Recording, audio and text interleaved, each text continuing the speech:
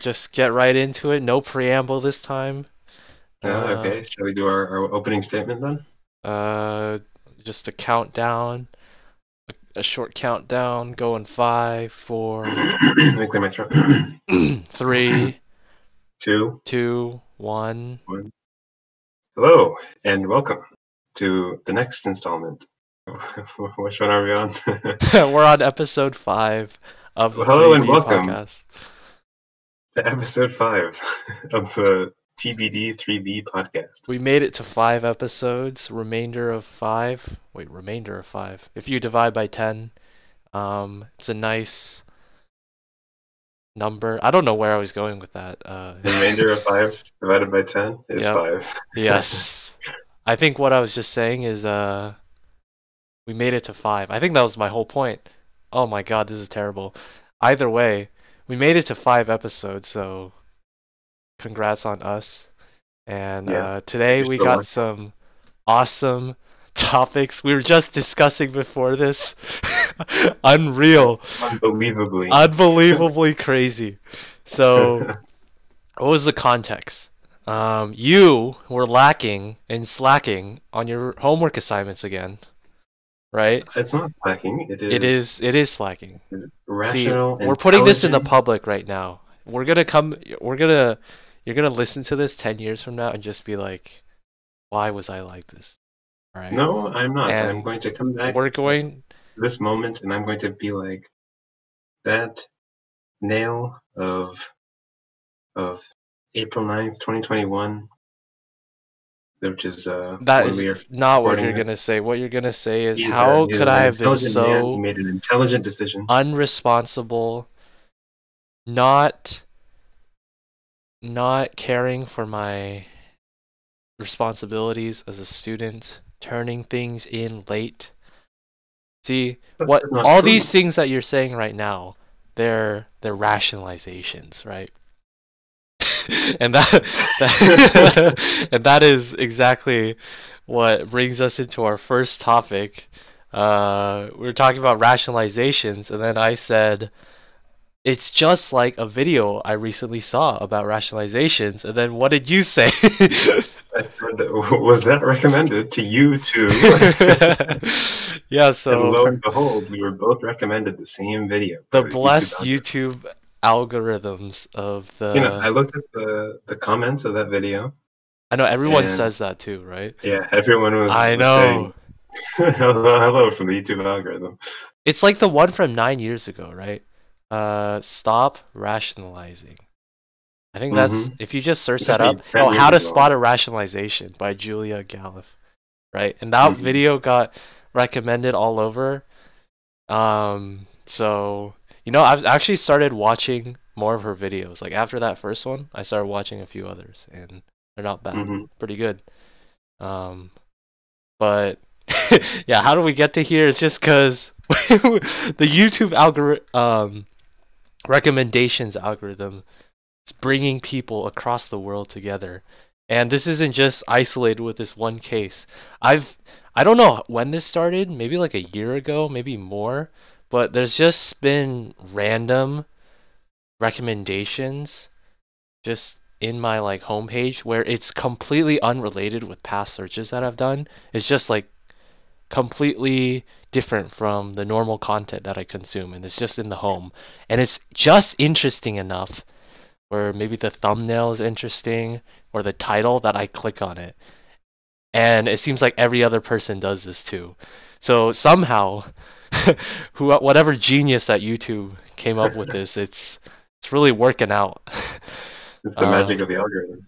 like just before this, I literally just got sucked into two separate videos about solving Sudoku, crazy Sudoku puzzles, and I haven't searched up anything about puzzles or Sudoku at all ever.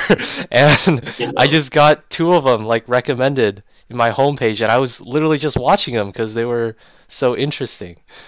Um, I and was recommended this video of some logic puzzle, um, and so I started watching it, but then I had to like leave to do something else. And then a couple of days later, I came back to the video, and it was gone. I unpaused the video. It like it spinned a little bit, to like buffer, and then it like blipped out of existence. So it's like this video is now private. Oh my I never god. found it again. It was gone. I was really curious. He said the problem statement, and now I'll never know the answer. Wait, how many people were like watching that video? Like how many views did it have before? It was a few 100,000, I think. Okay. It was not an unpopular video. Yeah, wait. Were there comments? Did you look at the comments to see if other people have been recommended the same video? No, I didn't look at the comments. Okay. Not yet. I only watched he said the problem statement, and then I set it aside to think about it a little bit. Came back. Video was gone.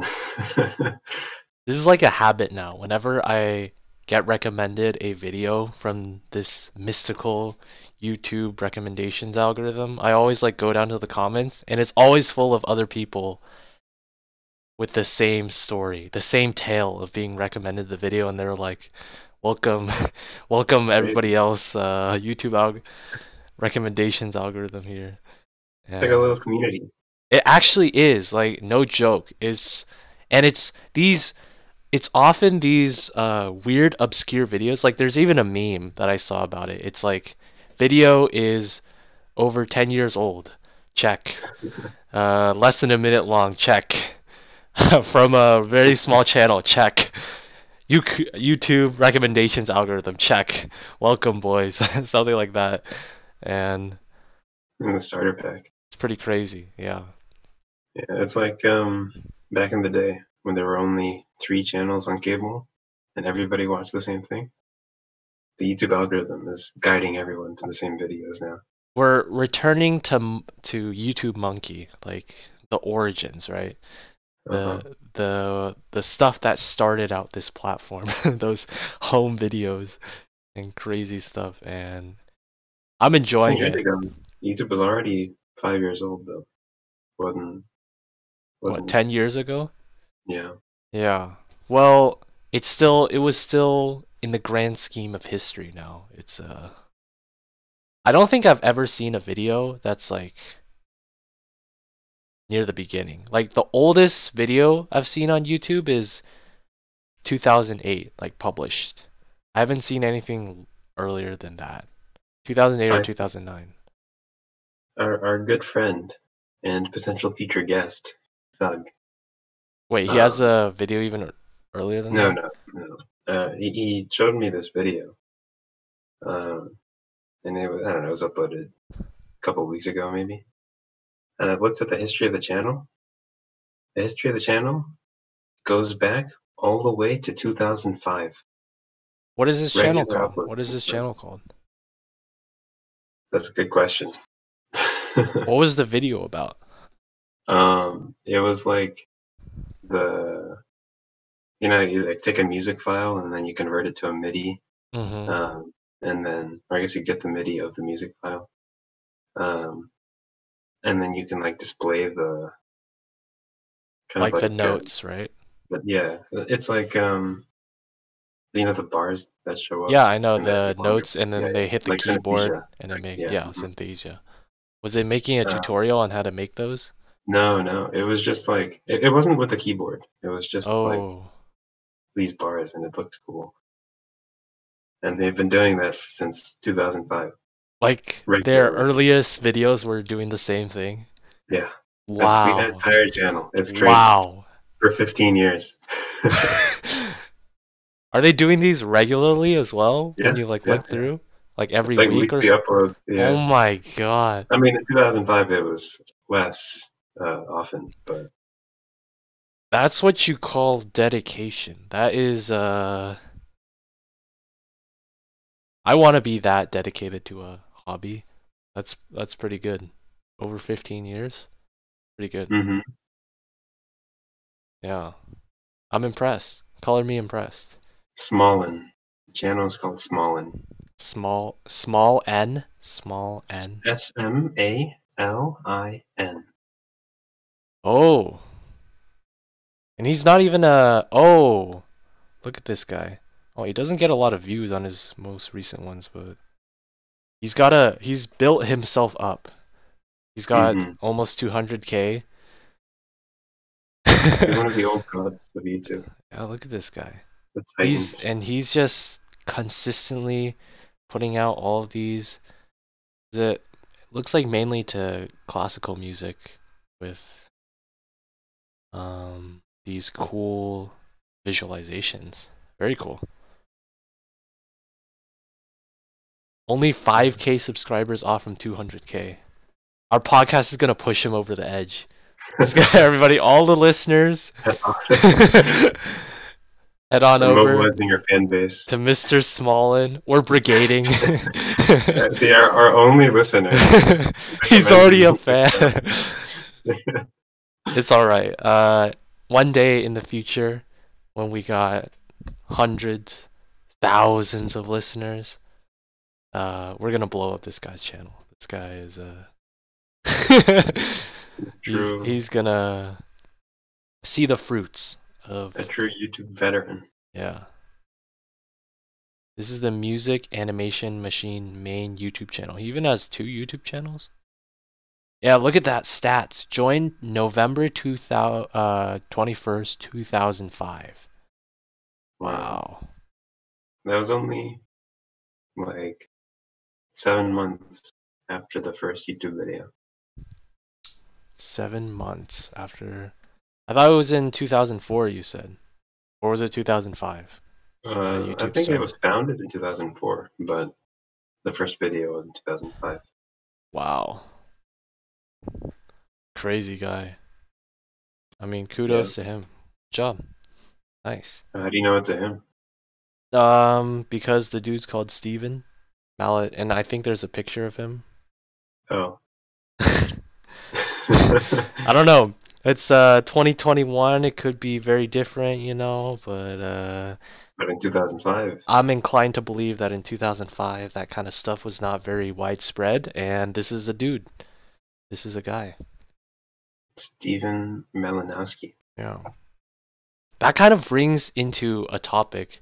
I wanted to save this for later, but we've got this like perfect transition now, talking about dudes and guys. It's do you know that using the word female is disrespectful? I mean, it depends on intent, really. Yes, but even when you say something like apparently when you say something like all female for so the example that I saw was some like broadcast crew for some TV like sports event was all female. And like the announcement something was saying all the first all female in history. And there were a few people in the comments to that saying like all you're supposed to say all woman instead of all female. Is that something that's a thing? I don't know if that particularly seems incorrect because I know like it seems correct to say all male as well, right? In fact, you say all men, that sounds weird, and as well as all women, right? And I think it makes I think in that particular case, the people in the comments were definitely wrong because when you're saying all female or all male, it's kind of like a description, right, of the cast. And female and male are like adjectives. They are adjectives, right? So these like 2 articles that I found online that were discussing more of why using the word female is disrespectful. They were saying more of it in the sense that when you're using female as a noun, like you call someone a female. Because one of the arguments that they make is that anything can be female, like all kinds of living species, right? There's a male and a female. So when you call someone a female, and also the word female is like specifically referring to like a 2X chromosomes. yes, like the scientific definition of 2X chromosomes and being able to reproduce or like uh be the carrier of, I don't know, offspring, something like that, right? So when you're saying Sure. Or you they are have. female, you're kind of uh reducing a person just down to that basic scientific definition. That was what one of their arguments is with how that using that word is disrespectful. Okay, then male is just as disrespectful then? Well, yeah, if you use that same argument, well, not with that particular argument. Well, maybe, I don't know. Like when you say male, uh, if female is like the carrier of, it's like associated with just reproductive action, can't you say the same with male? So then if you use male, it's just as these. I feel like your point is correct. Like, Yeah, I mean, honestly, that seems like I've never heard this before. I feel like this is not something that's very common. Is this? no, I don't think it's common at all. But it's not such an uncommon thing where it's like I've only seen it once. I've seen it a couple times now, where people will mention this kind of stuff. Um, Especially, it's just like the examples that I've seen is especially with tournaments where it's only female participants. I think I'm using the word female correctly in the grammatical sense there because that's like a adjective description. Um, Mhm. so I follow like esports, right, which is like competitive video game stuff. And in particular games, there are tournaments where they want to try and promote more women to get into esports because right now, like competitive video games is very male dominated in a lot of games that I follow, at least. So they have these women only tournaments, right? And they're sponsored from like big sponsors like Intel or other different companies with the intent of promoting more women to get into esports. And this is similar to other initiatives like I'm sure at high school or other kinds of levels of education, there were those programs to get girls into STEM, right? Right. Or stuff like that, right? And this is kind of similar, except just with esports. And I know that people, when who were they organizers? I don't know if they were organizers or fans of these tournaments. They refer to them as all women tournaments instead of like all female tournaments or um, I think that's like the main distinction. And I know that sometimes when you refer and this is common in sometimes on internet forums where I've seen people like refer to uh, female players as like females or whatever, and other people will correct them and say that you're supposed to use just woman instead, and it's like female is in a sense derogatory. Interesting. So I think my whole tirade why I went on that is to say that this is not like something I've only seen once. I've seen it a couple of times now. And I'm wondering how many more times I'm gonna see it online. Of course, this is only restricted to online. I don't think I've ever had a time in real life. I can't even think of a time in real life where I'd say the word female. So that kind of defeats the purpose. But it's definitely kind of restricted to certain areas right now. Right. And Well, I'll keep that in mind. yeah, I don't know. I As mean, do long you have as, any like opinions on this?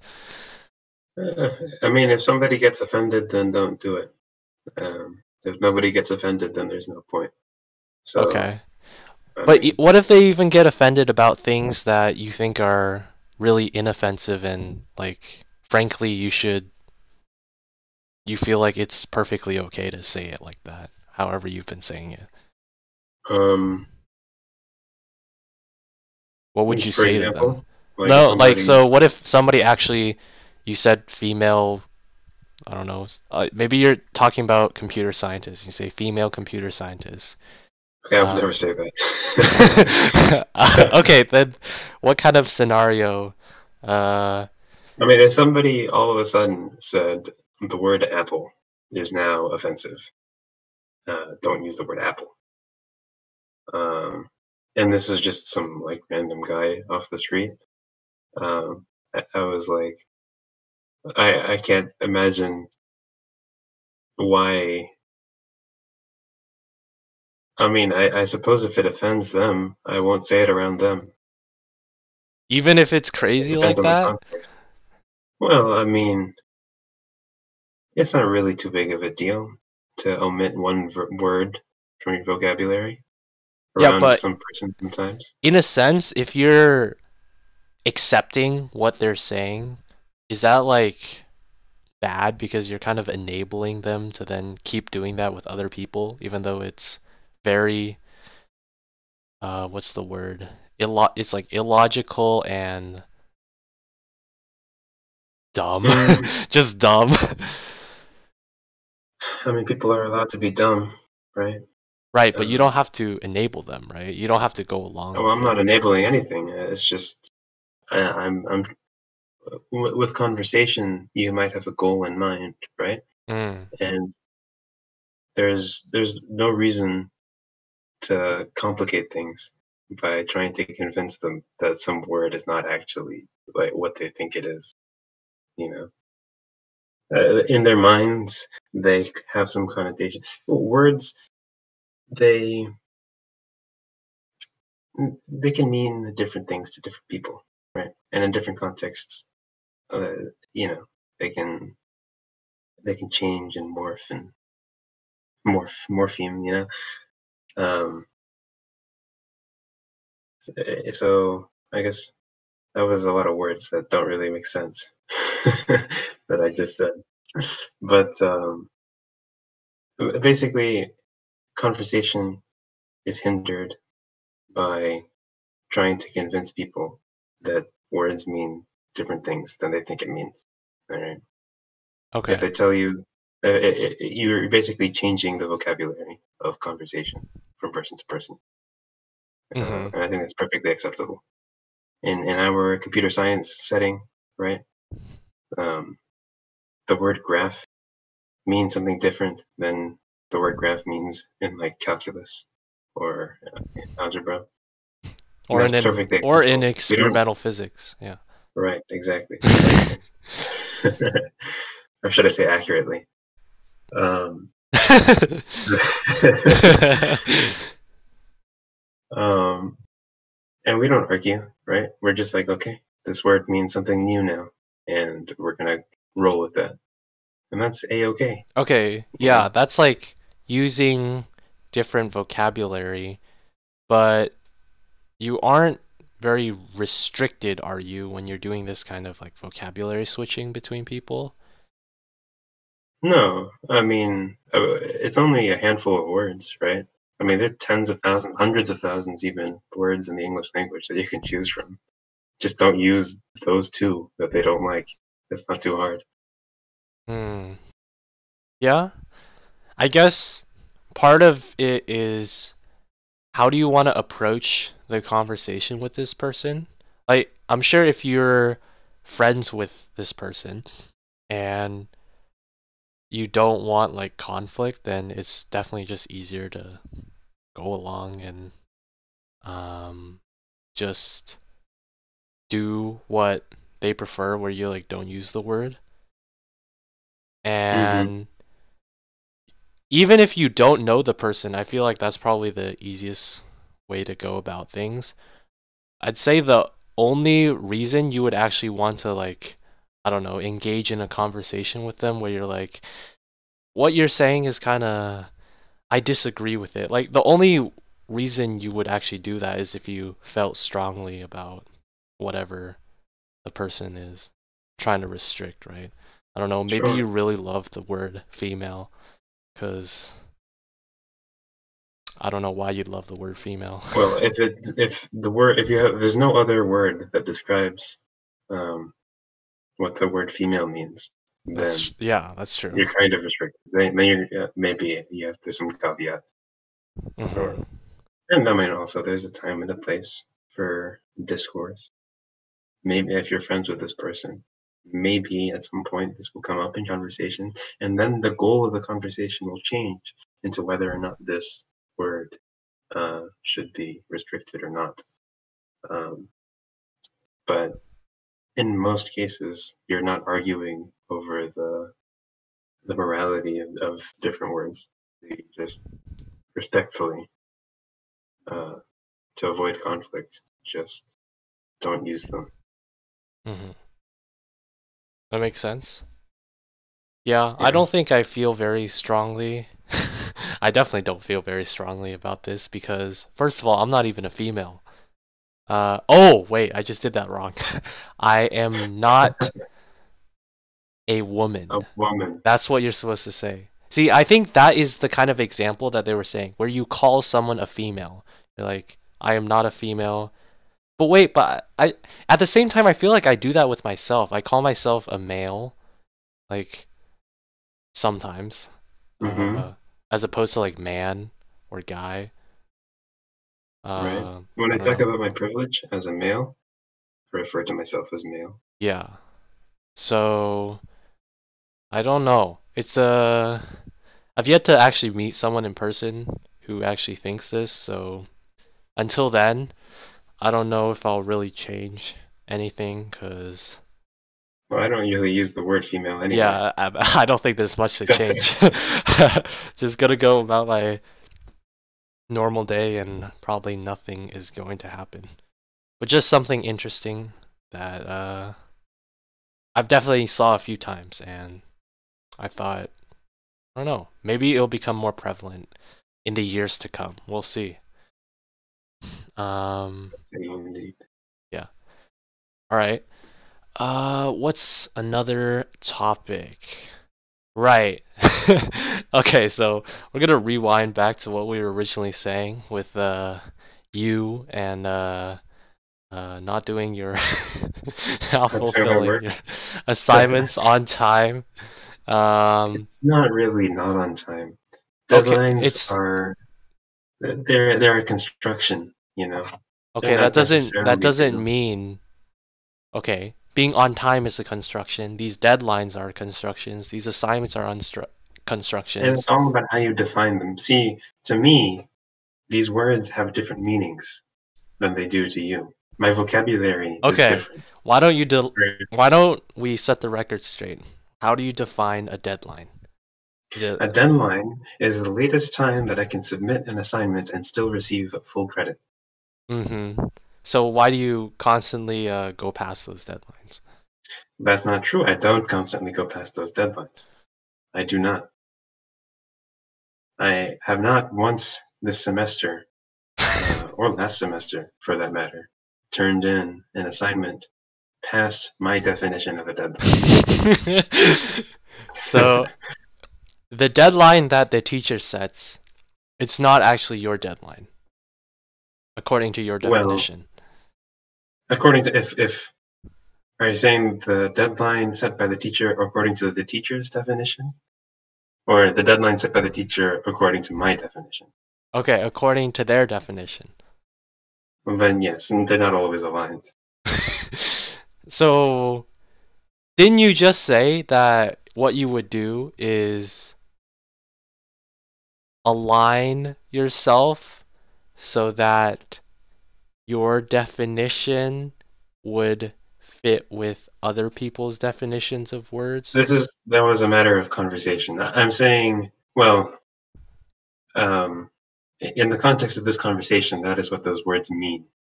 Um, I this is something that I just invented right now. That's not actually how I view deadlines.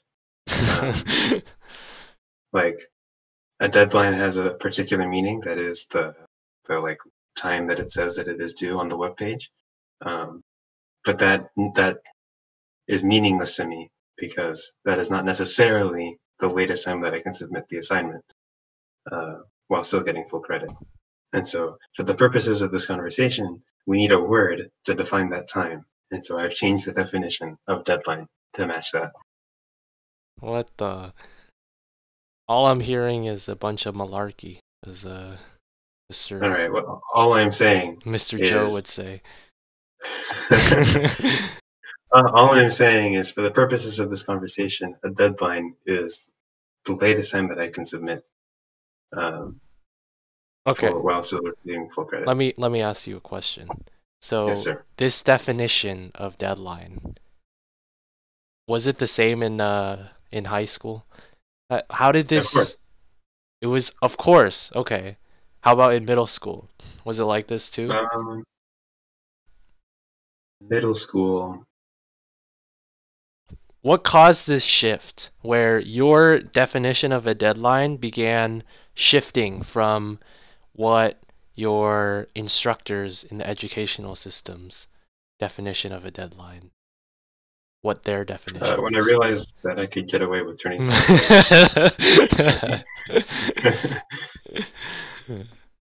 That's an art. There's it takes some skill to it. Because the teacher, they're not going to start grading until a little while later. And as long as you don't, for some teachers, for some professors, okay, as long as you don't interfere with their grading schedule, and the assignment is still submittable, so it's not like on Gradescope where it locks, or some Canvas assignments where it locks, then it's no big deal. When they get around to it, they'll see it in the little inbox, and then they're going to grade it like normal. No problem. What if they check the time, though?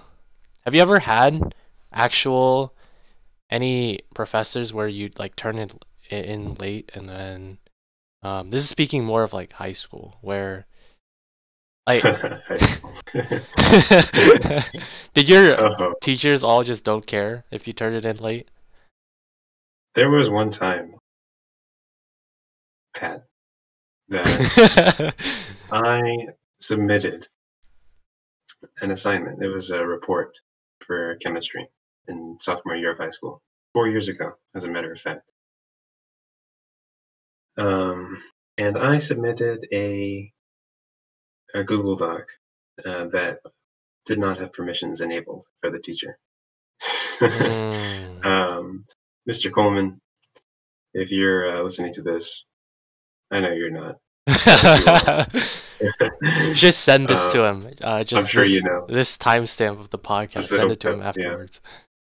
Yeah. And so I submitted that, and I was just going to wait for him to get around to grading it, and then he'll tell me that it wasn't. Oh my god, you evil bastard! Wait, so did you? Oh wait, continue. He only has to grade all the other ones, right? So he'll tell me, hey, by the way, Nail, I can't see your assignment. Can you fix that real quick? And I'll be like, yeah, sure. I'll do it when I get home and on my computer. And I go home and I know where it's going. And anyway, I did that, and then I waited, and I waited, and I waited. This is after he already notified you that he couldn't. No. Oh, I submitted it. This is after I submitted, and I was waiting for him to tell me that it's not shared with him. I waited for like 2.5 months for him to realize this. And not once did he even tell me. And then eventually he told me. I was like, oh, sure, okay. So really, it's not that big a deal. These people, these teachers, these professors, they're humans just like me with tasks that they have to do. Right. And just like me, they don't want to do them. Wait, so this report wasn't graded for a whole 2 months? Yeah. 2.5 months? Yeah. It's like half the semester.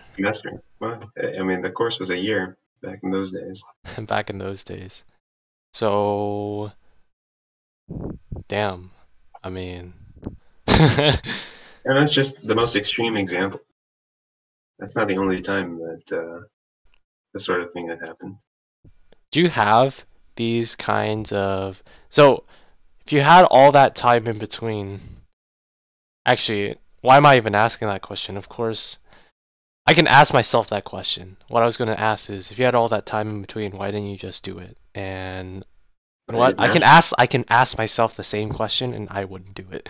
Because if I'm in that same situation and I didn't do it already, and the teacher didn't ask me, I for sure wouldn't have spent my free time to try and work on that.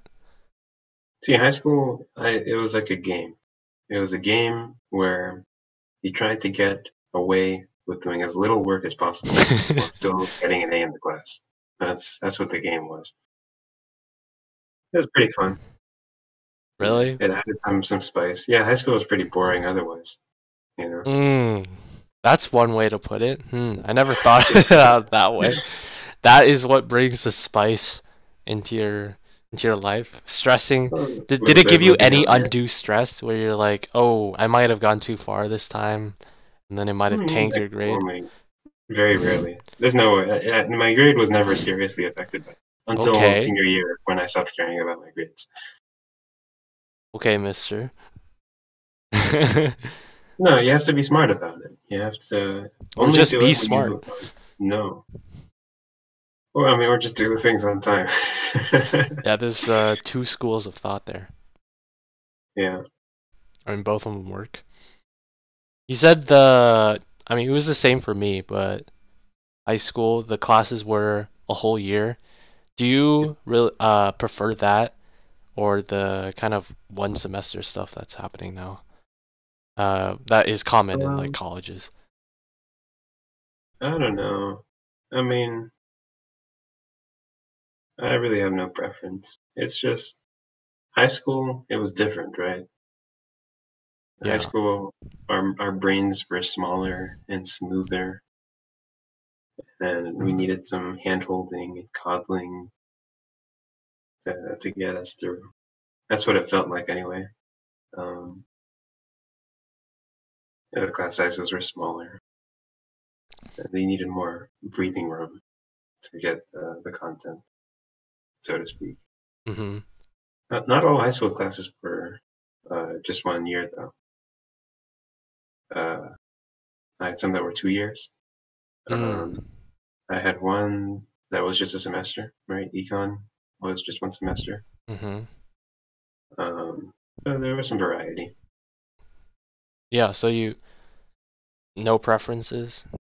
Um, to either one, not really. Um, yeah, I mean the high school classes were a lot easier, that's for sure. That's true. Okay, then how about the difference between a semester or like quarters? And I don't even know why they call them quarters. Uh, it's at schools such as like I know I at think Berkeley UW. does it. What was the school that you said?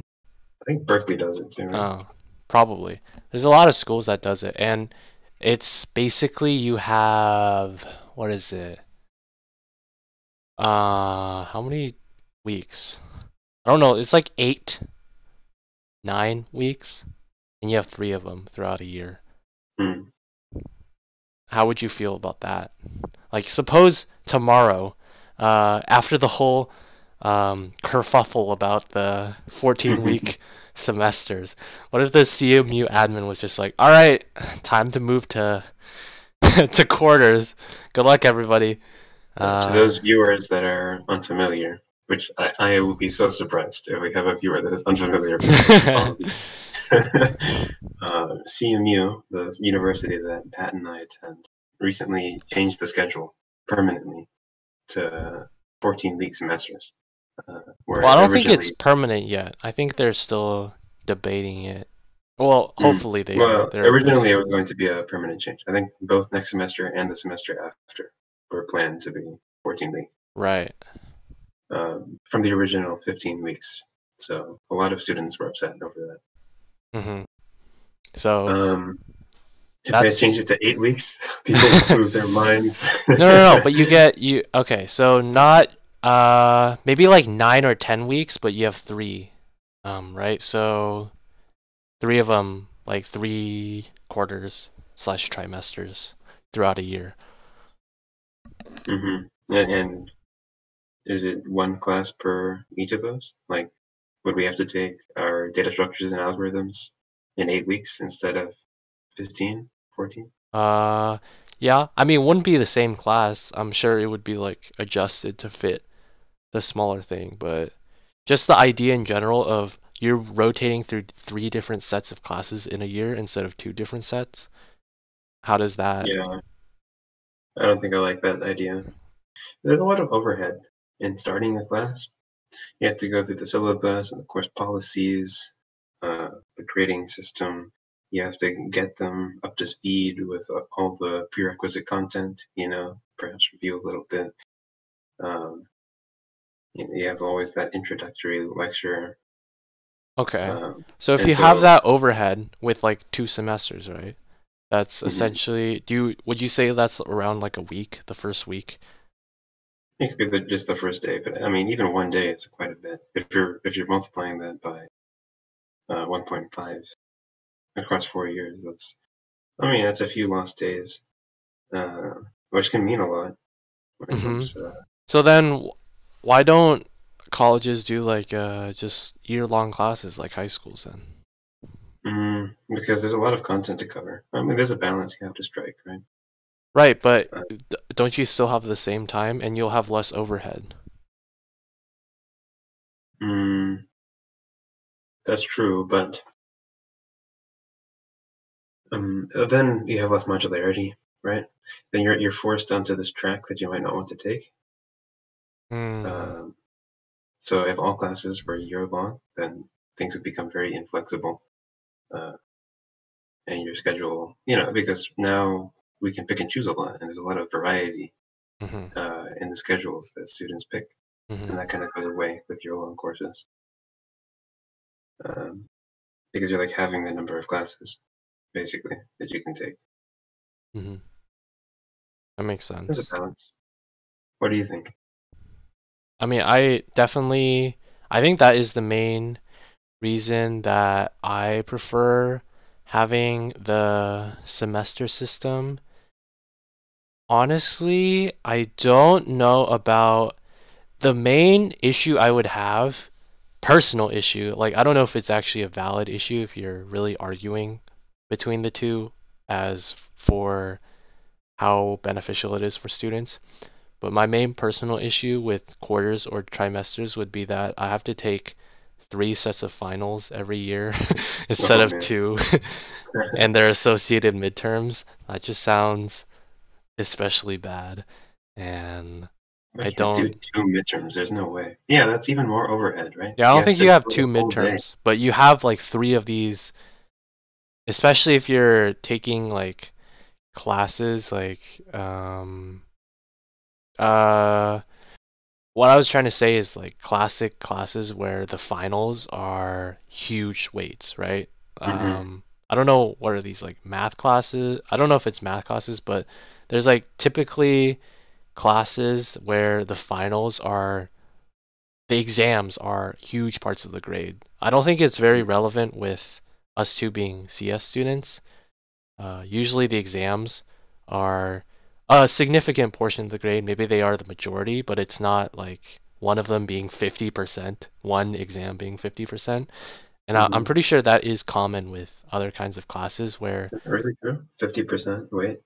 well, I know that I've, I forgot where I heard this from, whether it was like from my sister or other college people, but I know there were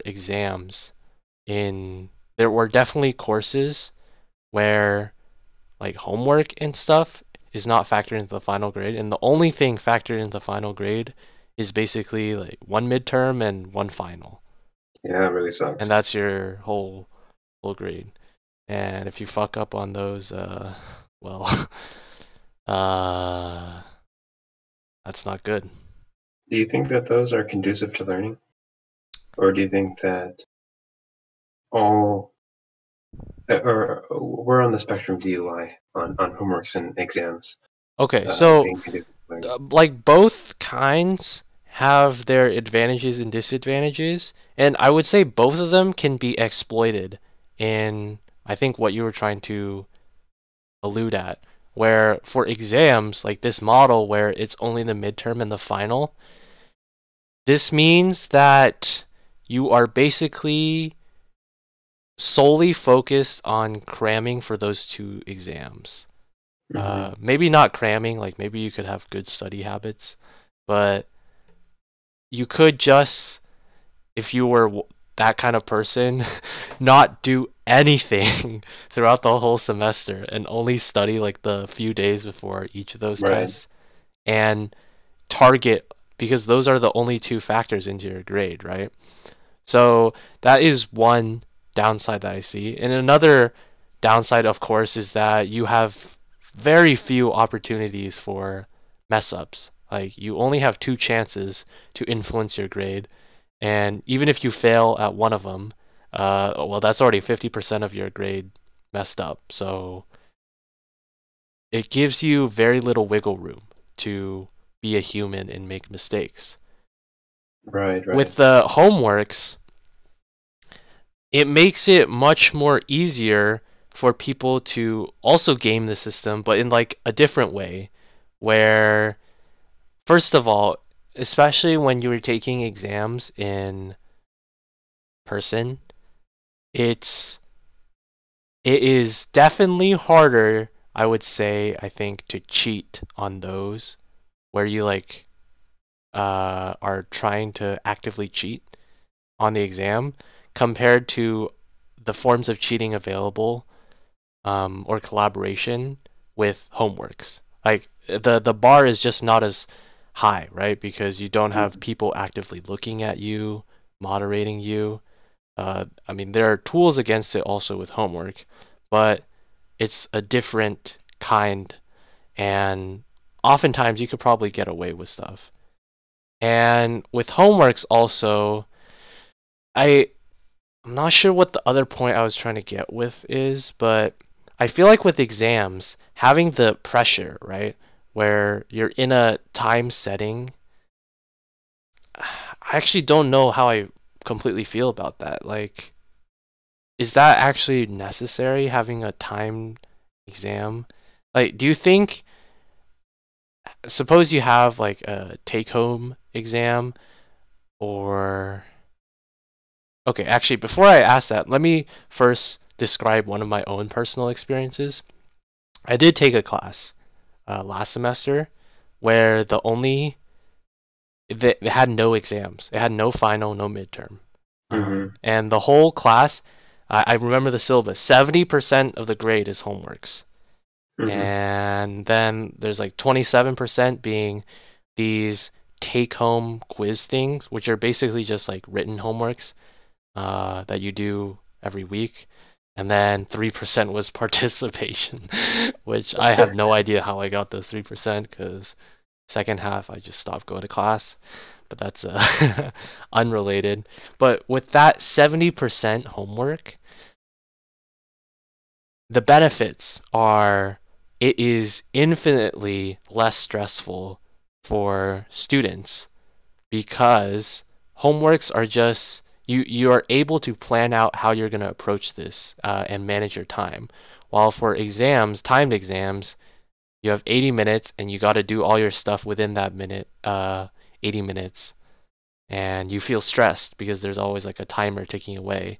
And for homeworks, there's a timer ticking away, but it's in the scale of days, not like minutes. Right. You have more control. You have more control. But the point I was trying to get with is that kind of stuff is less stressful, certainly. Is it better for learning? I don't know if it's worse for learning, but I certainly don't think it was better for learning because I've already forgotten everything. True. Like, yeah, it's nearly everything in that class. I still remember most of the core content from like the first few weeks because we used it so often in the other assignments, but nearly everything else I've already forgotten.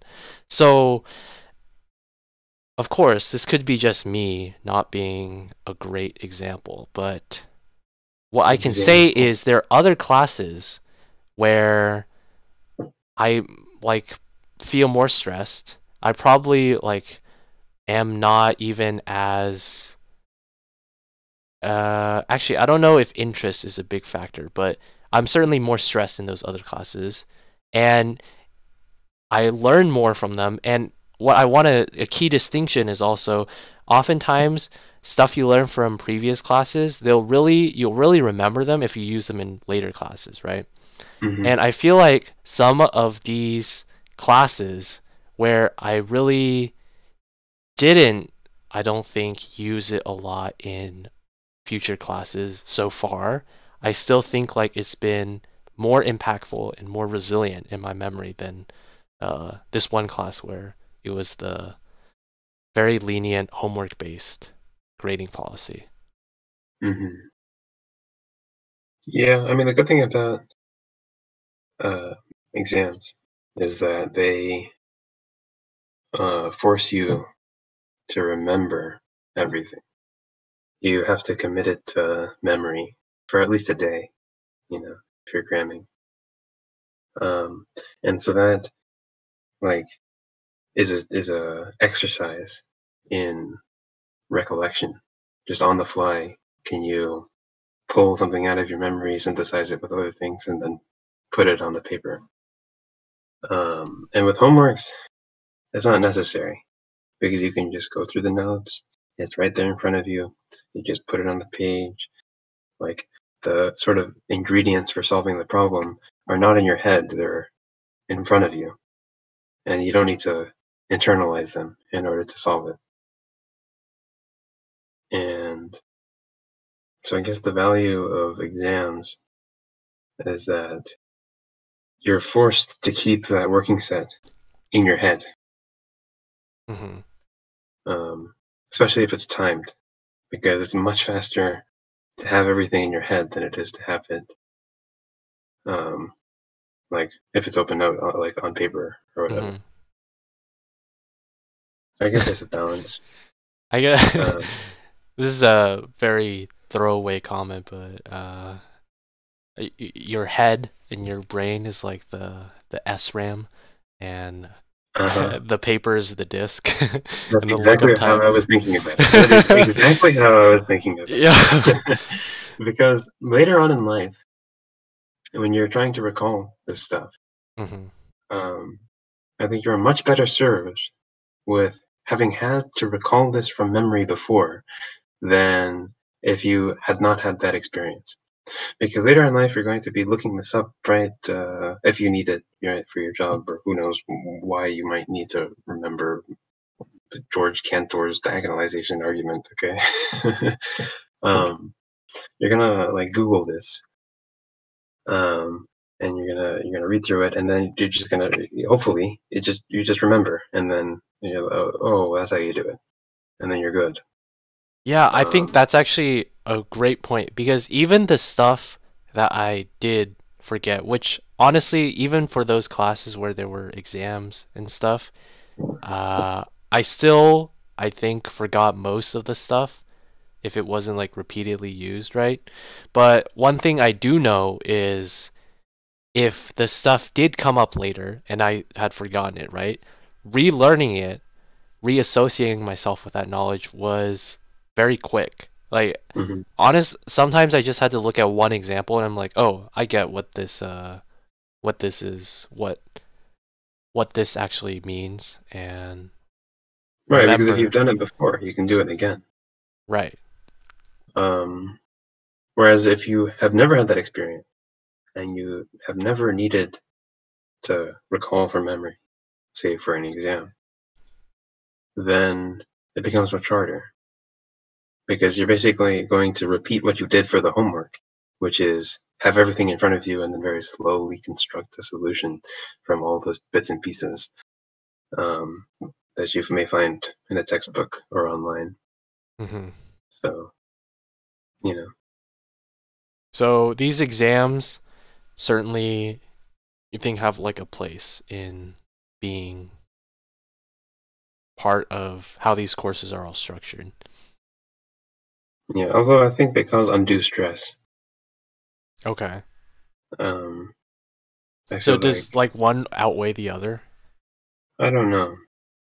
I mean, but of course, prefer to take a class that is 70% homework, has no exams, no final, Mm-hmm. because you know it's free, so to speak. Is it because we, as students, short-term value less stress over the possible long-term gain of, I don't know, understanding this material on a quicker Yes, basis in the future? I think so. And is that a good view for us to take? No, we're very we're sort of performing a greedy algorithm. And for our viewers who are not familiar with what greedy We're algorithms using are, all of these for all the listeners, right, who are not computer science inclined. We're using all these terms, like SRAM, disk access, greedy well, they should know algorithms. what RAM and disk are because Well, are yeah, you sure? computers for sure. Okay. Well, some people Yeah, I'm but sure they maybe don't don't know. know that RAM is faster than disk. Like, okay, before I took uh 213, which 213 is is an intro systems to class. systems class here at CMU.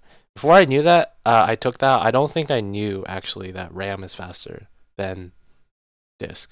However Really? intuitive it may seem, I don't think I knew that. Uh, okay. Yeah. Like I Sorry. thought I knew there were faster kinds of disks, like with computers like SSDs versus those old kinds, but I didn't know specifically that RAM was supposed to be faster than disk. Yeah, I think I can safely say that. Okay. Yeah. Maybe I'm taking for granted some of the things that I've learned.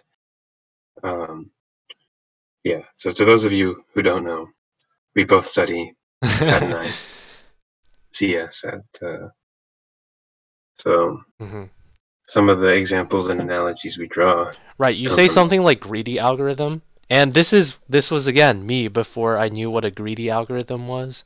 And of course, the first association I have is something negative because greed is we're taught that greed is like bad, right?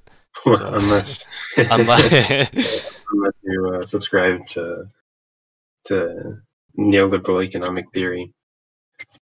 Um, is that what neoliberal economic well, I theory mean, says? really, any free market, laissez-faire, profit-motivated economic theory will say that greed is good. You watch John Stossel's little documentary things about how the free market is so great and good. He'll say greed is good. Okay, Um, so wait, does greed encompass any kind of trying to gain any kind of pursuit of personal gain, like even no matter how small it is, or is greed kind of like some kind of limit where you go beyond this particular thing well, where I don't think there's a limit. I mean, usually there's a negative connotation, right? right. Right. So when does it start getting negative? Like trying to do better for yourself. I think everyone agrees that's Yeah, good, we call right? that ambition. Then, Okay. So when does it turn to greed? Is it when you start affecting others poorly? um, well, no, I don't think so. I feel like greed is just a sort of severe form of selfishness. Um, like you can be greedy without harming others, but I don't. I think, right? Um, like when you say that you're being greedy in a video game, you're repeating something that is giving you like some risky operation, right? That is giving you some benefit, but it could like tear you down. You know, like when the Mm, GameStop whole thing happened a couple months right. ago. If Okay. people were greedy by entering in at like $400, even though it was extremely risky, they weren't necessarily harming others. No, that's true. I mean, That's a yeah, good but I example. mean, usually there's a negative connotation. Hmm.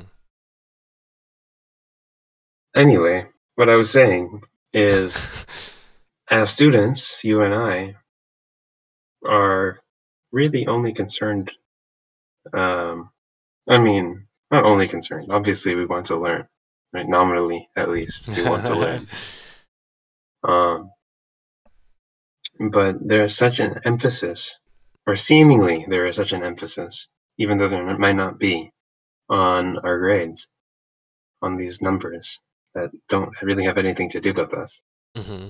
Um, that we will prioritize them over anything else.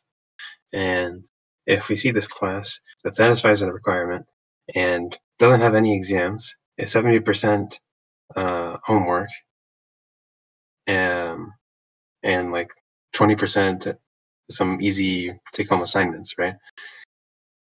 Um, we're gonna jump at that because it's easy, and that'll be a very popular class, especially if the content is, not Boring. horribly, yeah, boring. Um, and the reason for that is because we have this association in our minds that higher grades implies better job prospects, right? Which will mean higher wages, uh, and our future success. Okay. So if that's like the root of the problem, right? We're motivated for this picking of grades, Hmm. or picking of So classes. right, and wait, I haven't actually finished the analogy of Okay, what a go greedy ahead. algorithm is. Right. So we have this heuristic in our mind that better grades is better. Uh, so we're going to make a locally optimal decision. And what I mean by locally optimal is right now, in the here and now, it'll appear that the class with the 70% homework grade distribution mean is like is better than any other alternative, right? That is what we will think in our mind, right here, right now. That is the optimal choice for us because it'll maximize our perceived um, end result grade. Even if taking some other class would be better for us in our um, future ambition, right? By teaching us the content that may be more useful or more interesting to us, um, we will not go with the alternative because we are only concerned with maximizing your grade in the here and now, and that is why it is greedy. Yeah. So if we are motivated to follow this kind of procedure, this greedy algorithm approach, where we search for the more locally optimal result, and this is motivated in part, is it just in part? Maybe it's mostly motivated by the desire to have better grades. And we have this association because better grades is a better future, I guess. Mm. So that's like the root of the this kind of trend, right? Because that's not necessarily true. Better grades, better future. And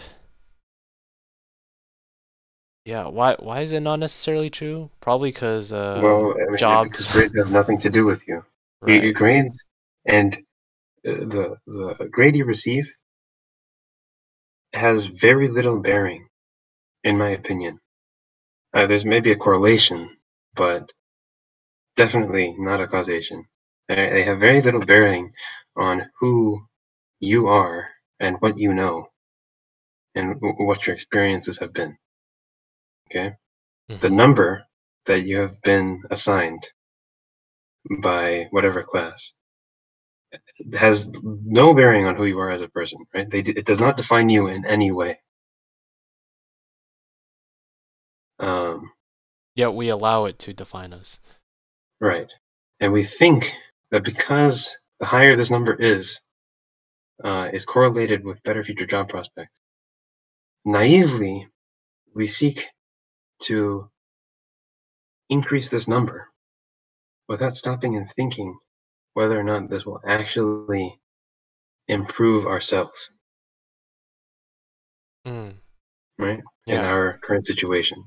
We do not stop and think, hey, maybe I will take this other class because I'll actually learn something useful, right? Right. Or I will maybe not cram study all the night before because I'm actually concerned with learning. No, we are studying because we are only concerned with getting a higher score on the exam tomorrow, Hmm. or at least that is our highest priority, when it perhaps shouldn't be. Right. And So I th we place. I think it connects back with this idea of going for the local optimum instead of the long-term optimum. And the reason why I say that is this is similar to how a lot of people approach starting new things, right? When you start something, you're like interested in it, right? That's the local optimum right there. You want to satiate and fulfill your interest in learning this new thing. And then there comes a point where the hardships of trying to learn this perhaps new hobby, language, skill, the hardships of it outweigh. It has a higher like score, I guess you could say, or weight compared to the benefits, right? That you can see right now. So then locally, you're going to go for whatever is better, right? Which is going to be lower stress, which means then you just give it up. Hmm. And then in the long term, right, you'll see that perhaps sticking to this will be more fruitful.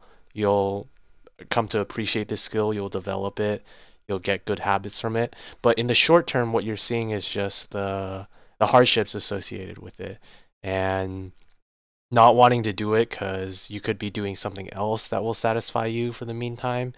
And so like the hardships outweigh it, and then we go for the local optimum and just never Right. learn the skill. And don't get me wrong. This isn't necessarily. I mean, these are sort of exceptions to the rule. Grades can be a useful metric.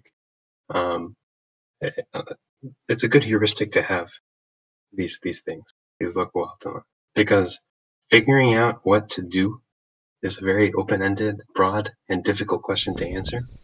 Right?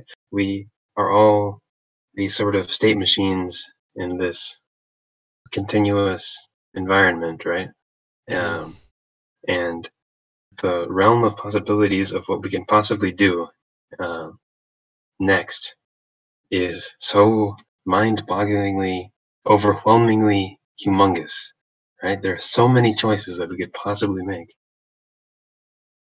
Right. Optimizing over something very simple, like where will I have the easiest time? What will cause me the least amount of stress, right?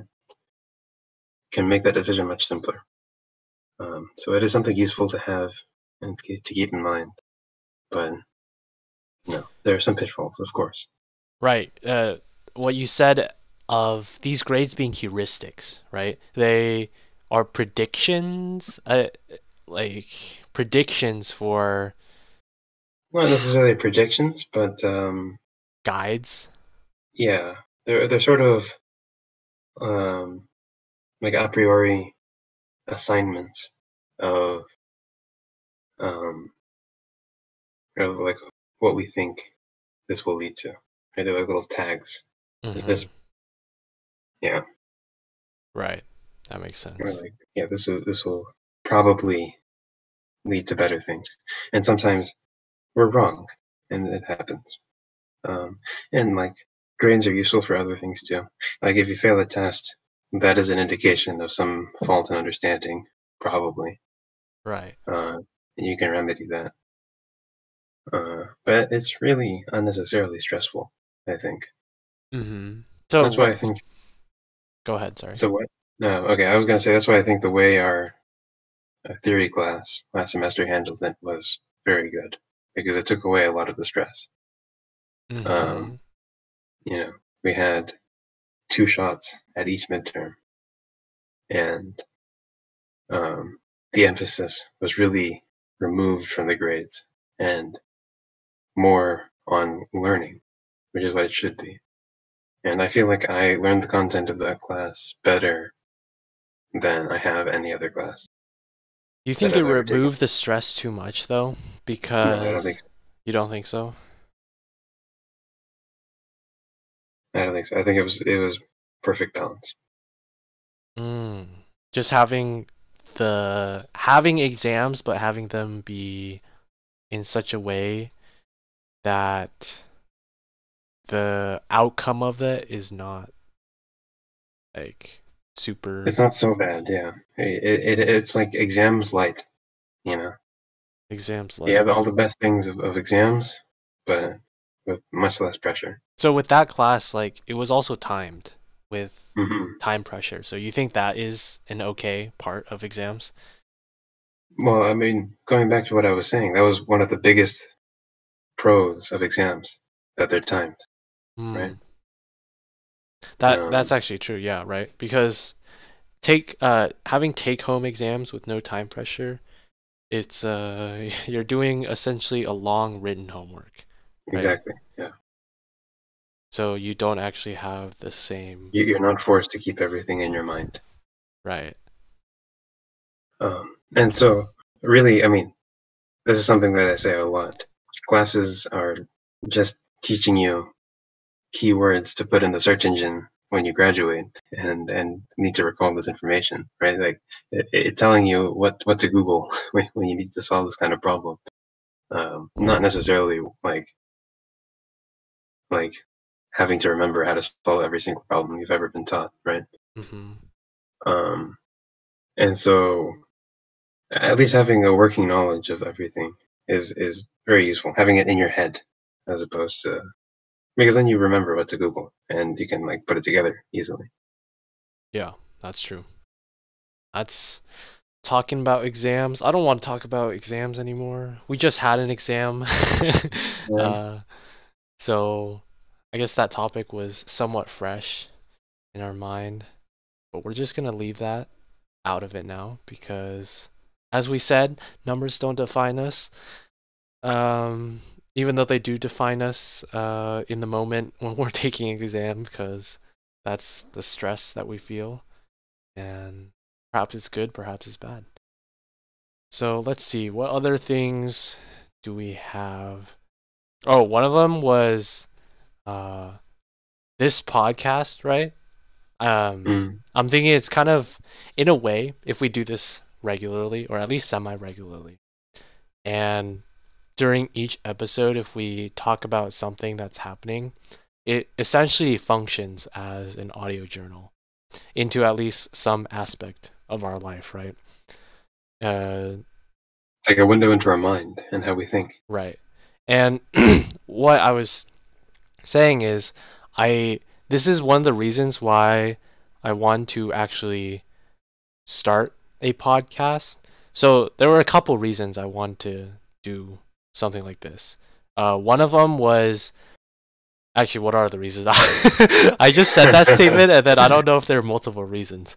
Okay, one reason that for sure is why I want to start this is I want to have some kind of thing where you could very concretely see the progression from the start to the end. Because with a lot of hobbies that you do, right, you develop your skill from the start to the end. And you can definitely know that you've learned stuff, right? Because later and later on, you'll get better at it, right?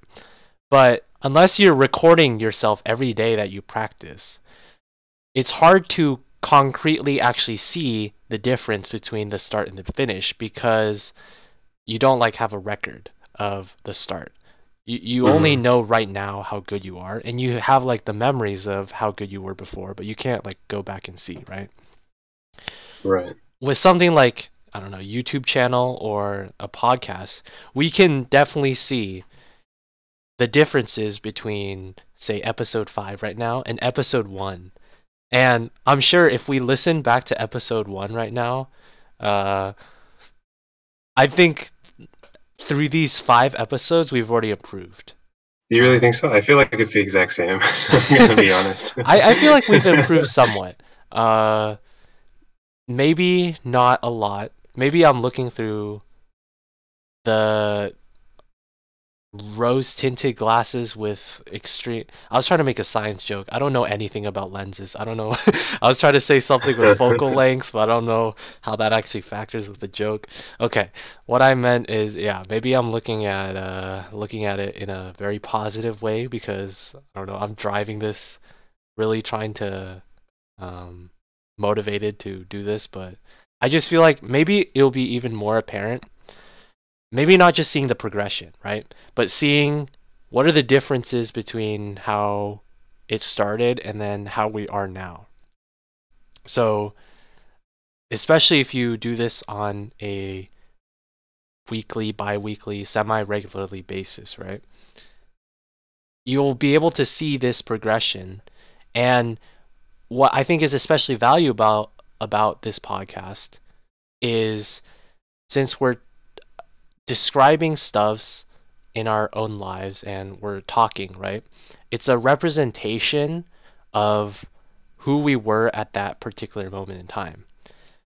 Right. And I'm It's like a sure, journal. yes, it's like a journal, right?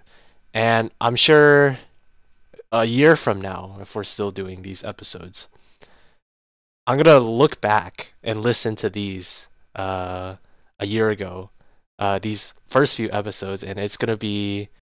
I don't know if it's gonna be enlightening at all. Probably not, but it's gonna be Probably interesting. not. Yeah, it's not gonna be enlightening. I don't think within a 1 year period, but I think it's gonna be interesting, right? To listen to yourself and how you were talking and what you were thinking about back then, Right.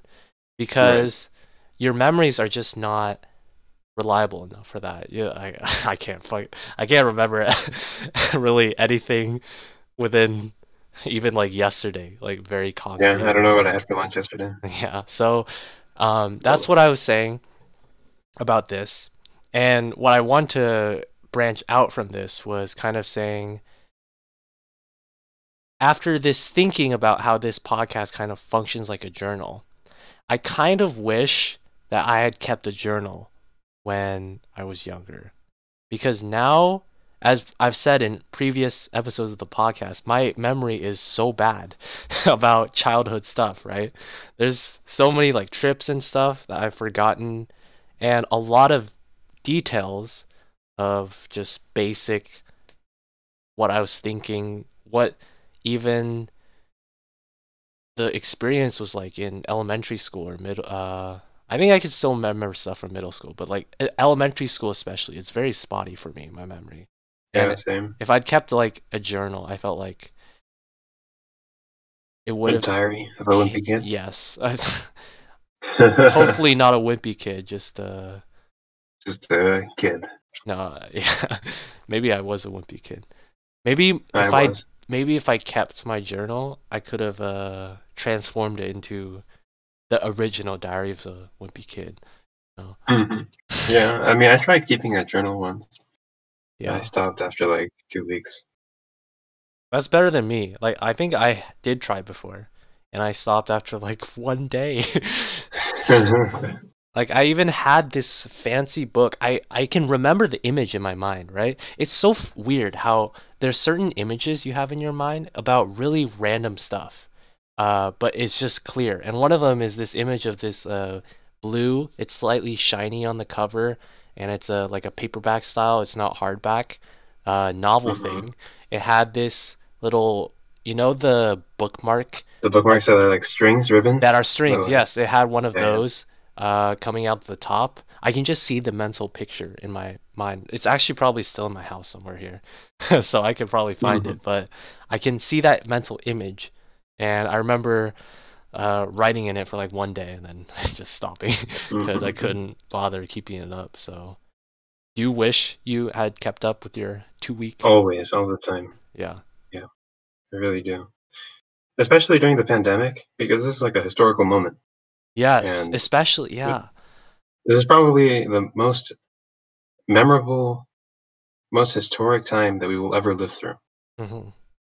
Um, although it is very boring. The journal would be like, yep, day 56 of quarantine, did not go out of the house again.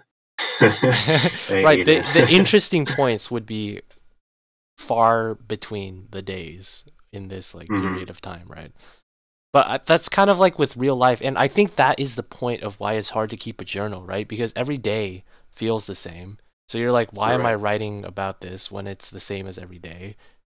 But again, this is kind of like this the social optimum thing, right? You don't see in the long term where your days are going to evolve. You're probably going to live maybe not drastically differently, but slightly differently as you age Hmm. later and later.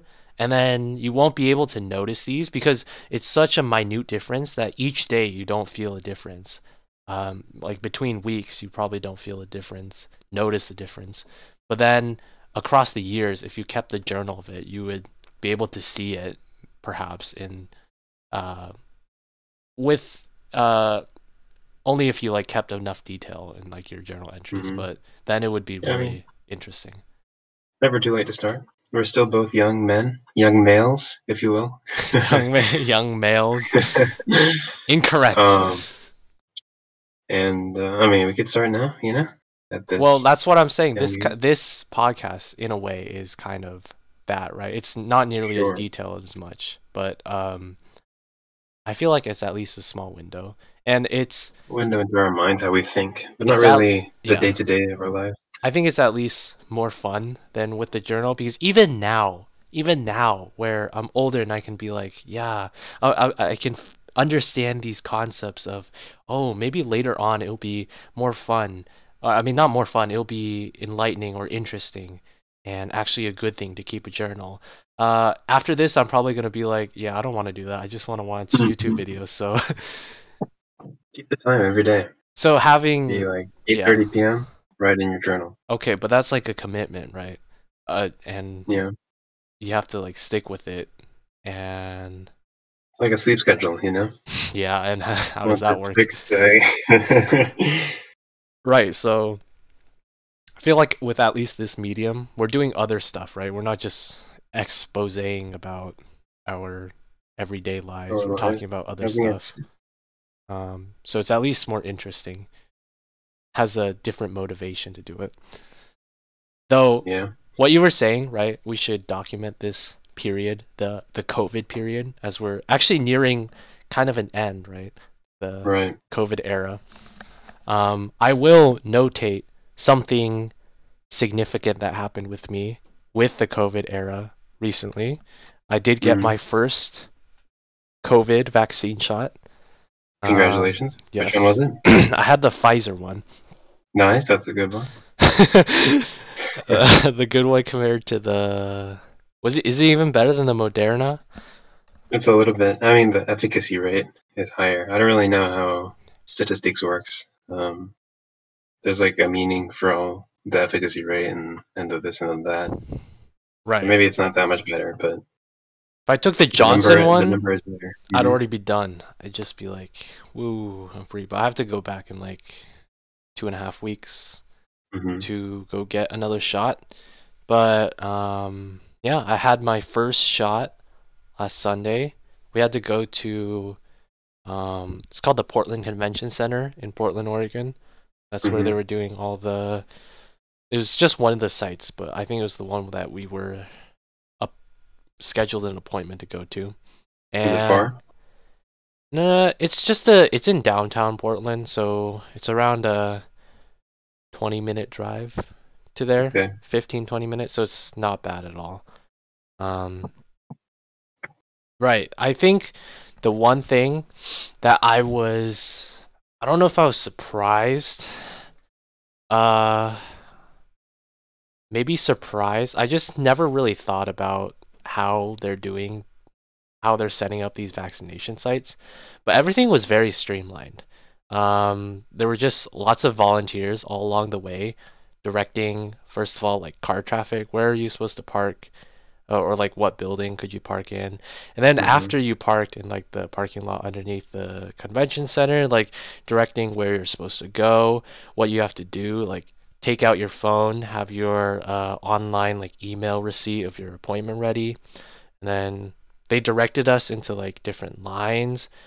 We like I'm trying to think of the exact steps we did. We first showed our appointment details, and then they directed us to fill out a few like paper forms, just indicating like whether we've this is our first shot or second shot, if we have allergies to ingredients in the vaccines. And they just had everything was very streamlined. They had volunteers. There were, I'm guessing, National Guard or and Coast Guard people also there.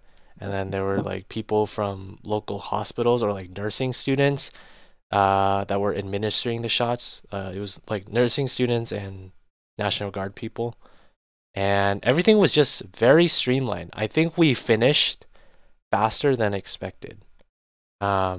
I think we were going into there expecting it to take like more than an hour, and I think it took overall less than an hour, and that includes like a 15-minute period where we just had to sit there for them to observe us to see if we had like reactions to Oh the well. vaccine. So, um, I think it's amazing how humans are able to organize at such a scale.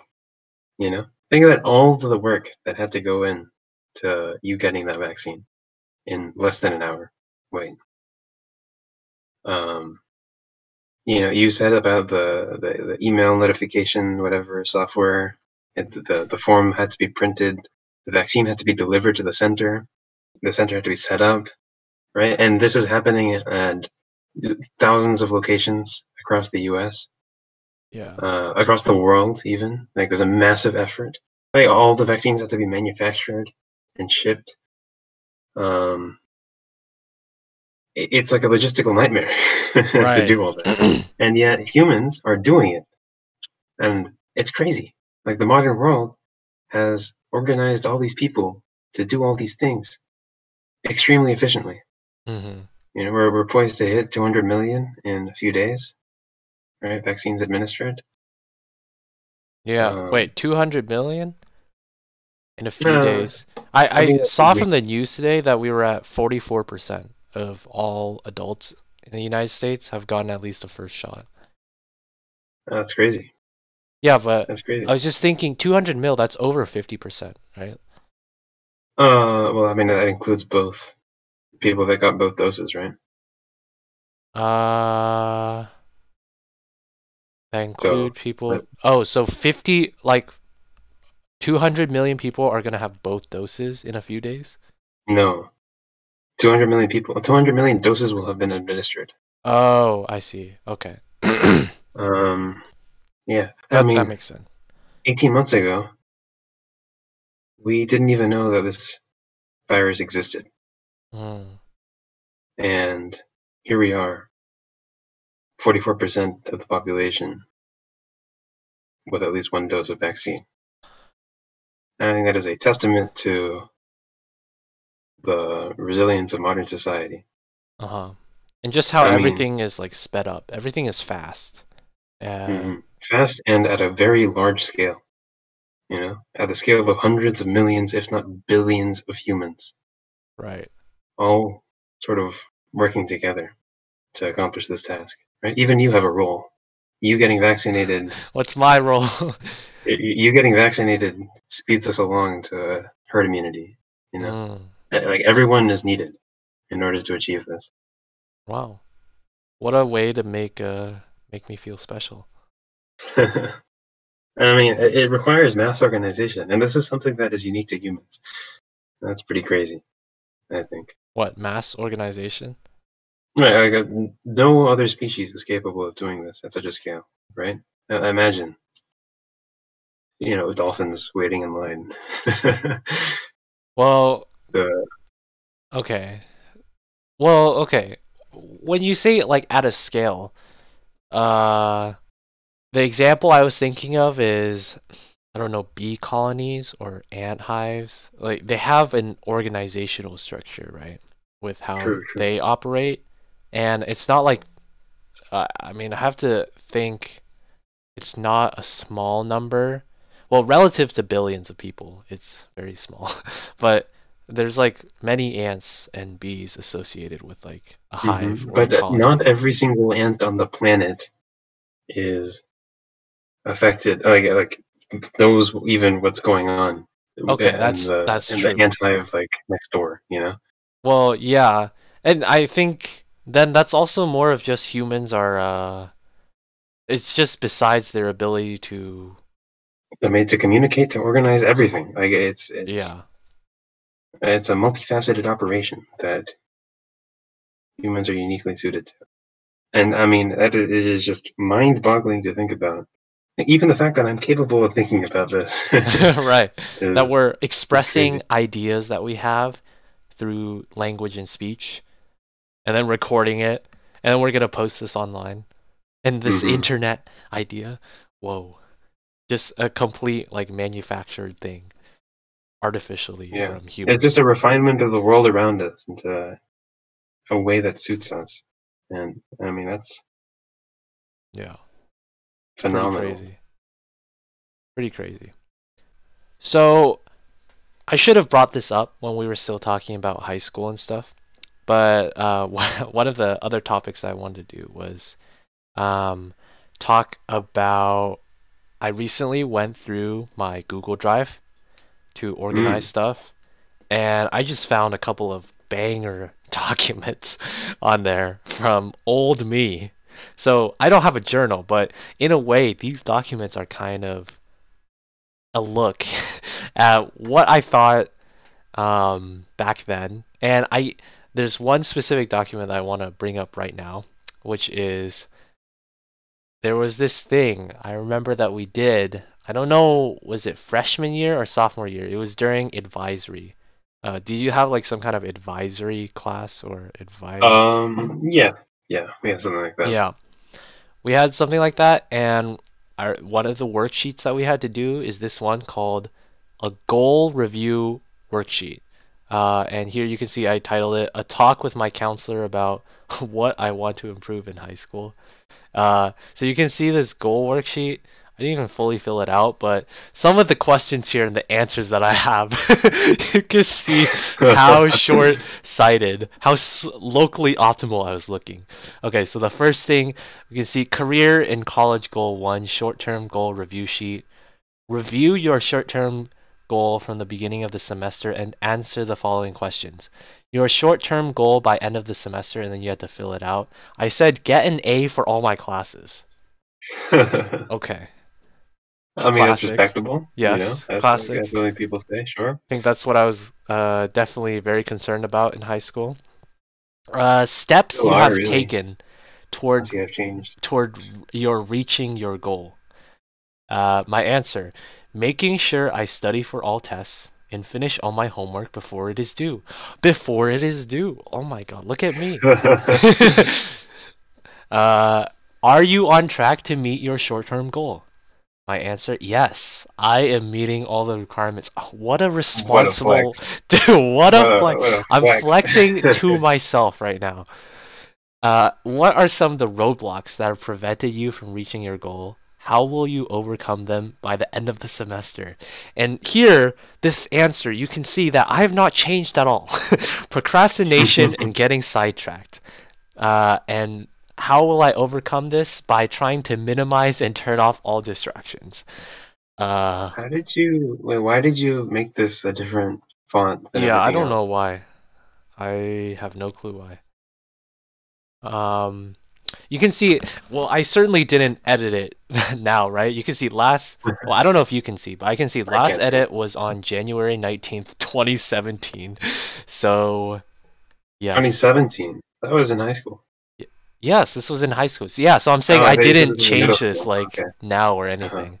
I for some reason did that back then. Um, career and college goal two. Oh, here's the long-term goals. Okay, long-term goal review sheet. Your long-term goal by end of the year.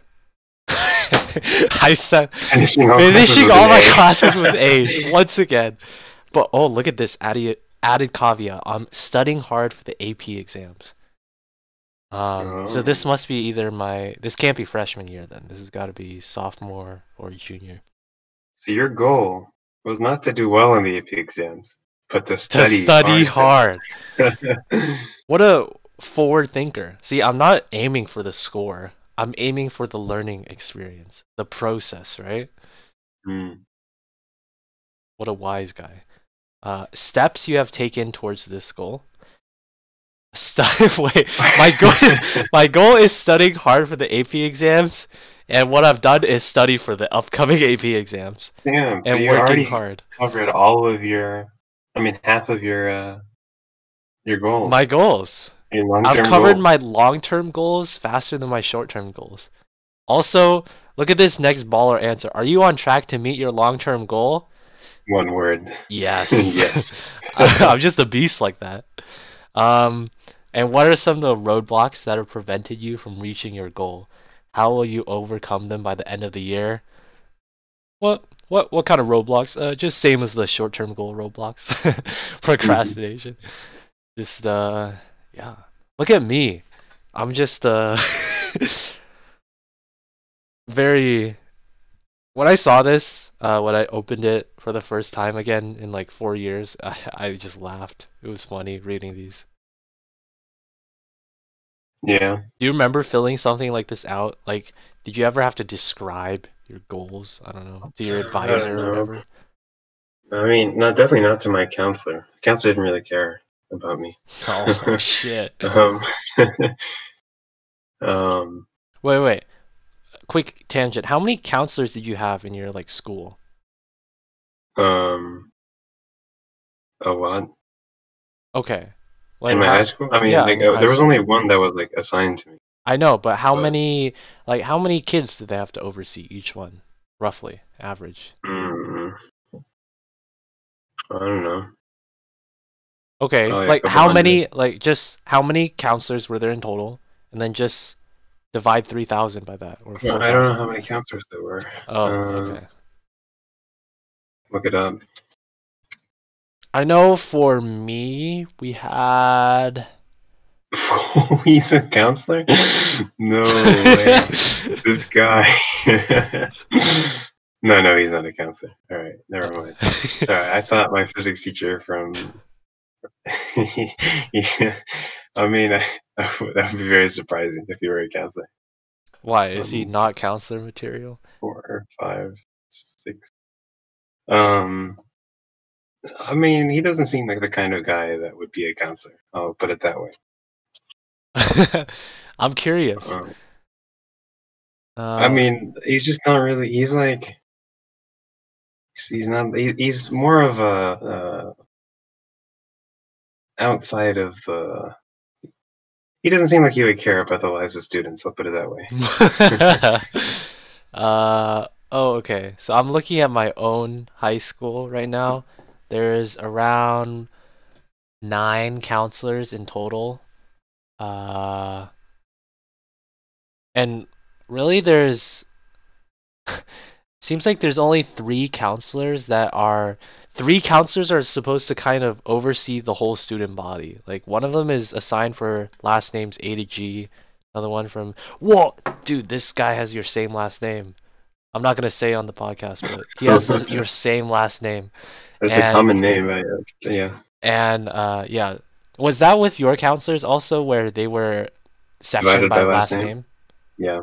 Yeah.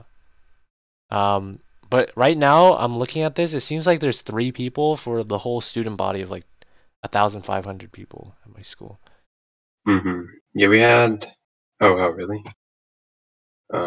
I mean, I had a specific counselor that was for the IB program because I was part of, well, at least for the later 2 years, junior and senior year. But um, there's like a special counselor that we had for that program if we were doing the IB diploma.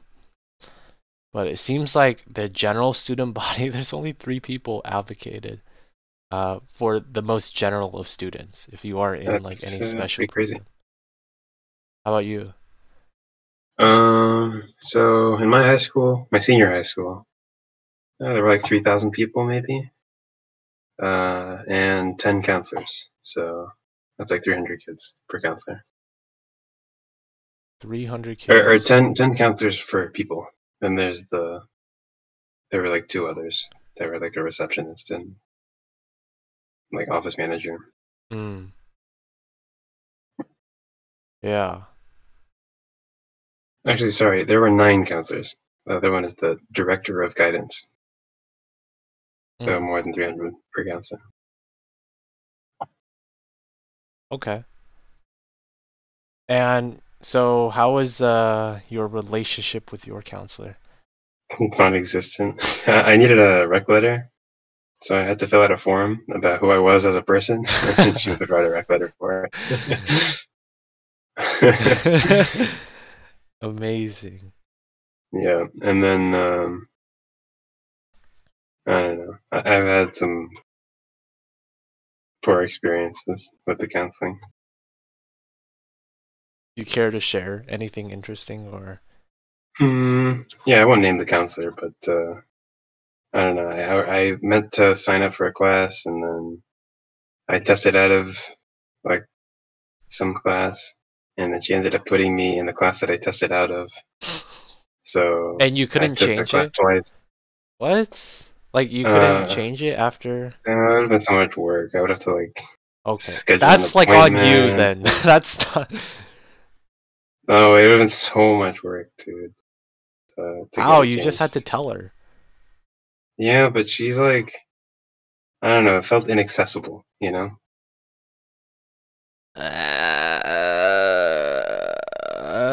Uh, yeah. I don't know if I agree with your assessment. I don't know, That's it was hard me. to get to her. I'll tell you that much, right? It was, Okay. yeah, in order to schedule an appointment, it was like a whole ordeal. Okay. That, yeah. Especially like, I don't know. Did you mind taking the class again? Not really. Okay, yeah, so. I mean, it would have made my life a bit easier if I hadn't, um, because I would be free of science credit. But that would be like super forward thinking to what I would need. Hmm. But Wait, would it even count at CMU, like the science yeah, credit? it It would have actually counted. would? Wait, Yeah, so it for was here AP at Chem that I got CMU, scammed out of. how many, like you need to do 4 science credits, right? Right. So I got 2 of them filmed. If it wasn't for this little thing, I would have had 3 of them filmed, and then Wait, all I would have to do really? is yeah. Oh. I have 2 filled also, but I didn't know you could actually go more. Like you could have like a 3rd filled. So then would if you could have had it done, then your only credit would have had to been the lab. Mm-hmm. Okay. That's tough. Especially Sorry. like looking back on it now, it's just that's a shame. It's no big deal. I mean, it would have made my scheduling a bit harder because the AP Chem class is 2 hours. So I would have had to 2 hours a day remove. or every other Yeah, yeah. day? 2 No, 2 hours a hours a day. day? Oh yeah, there were plenty of classes that were like that. Dude, Um, wait. I think we must have talked about this at some point, maybe off the podcast, but was your school not like an alternating? no, it So, was every day the same thing. wow. You never had like blue days, white days, or odd days, even days, or A, No, B's, no, A days, B. no, no. Every Not day even was the same in thing. middle school or No, every single day of every year was the exact same. oh my God. That's actually terrible. I don't know. I mean, there was some regularity. Yeah, but I would have had to really want to kill myself if I Oh, it was pretty bad. Some of the classes were pretty bad. Um, one comes to mind. AP US Uh, history. yeah, well, it was called American Studies when I took it. There were 2 options that you could have taken. Uh, one of them was AP US History, and then AP English Language, separate classes. Or you could take this class, American Studies. and it would teach you both at the same time. In 1 year. What were the other two, Uh, like two separate this was classes? yeah, it was a Oh. 2-hour class. So yeah, it was 356 hours of the worst class I've ever taken in my life. Every single Monday, Tuesday, Wednesday, Thursday, and Friday. Care to vent about what made it terrible? Like, I know you don't like the topic of American history, but was it just the I think this is class? part of the reason why I don't like the topic of American history. Okay, so it was like the class structure as well? The teacher? Yeah, it was poorly organized, poorly taught. The assignments were unnecessarily convoluted.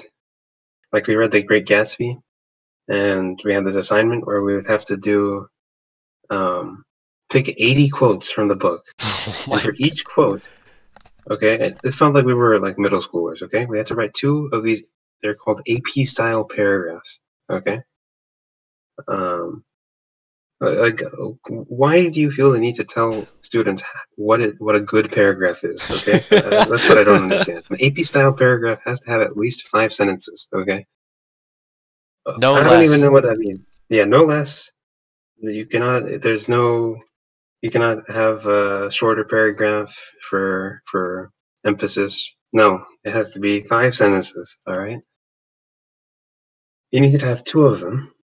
Okay, In and an for each of the essay? quotes, Oh, for a no. quote. So you pick 80 quotes out of The Great Gatsby. For each of them, you write 2 AP style paragraphs, drawing a comparison from that quote to um, a modern work of popular culture, like a Oh contemporary my. from today. What? Okay, so you needed 80 references to popular culture, and you had to write 2 paragraphs for each of them, And they all had to be separate popular culture references. and they all had to be separate. Yeah, What? I mean, What? How many well, pop one of culture my friends. references? I don't know, I made them up. Okay, I'll get to that part later. And one of my friends did every single one from a different episode of SpongeBob. Um, uh, and he got points taken off for lack of variety. What? Dude. Come on. No. Yeah, it was so horrible. I thought, I mean, honestly, I thought he did the best out of anybody in the class, really. Oh, What? and it That's was the all on this like best. blog. It was horrible. So anyway, it was like midnight the day that was due, and I hadn't started. Why Um, is this familiar?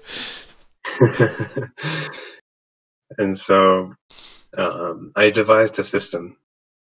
Okay, I had a template. Right, each of the paragraphs was going to follow the exact same template. All right, like the quote I picked was this. The reason I picked this quote was this. And it was, I copy pasted it 80 times. Okay. And then I would flip to a random page in the chapter. I would close my eyes. I would point at a spot on the page, and then I would use that sentence. Okay.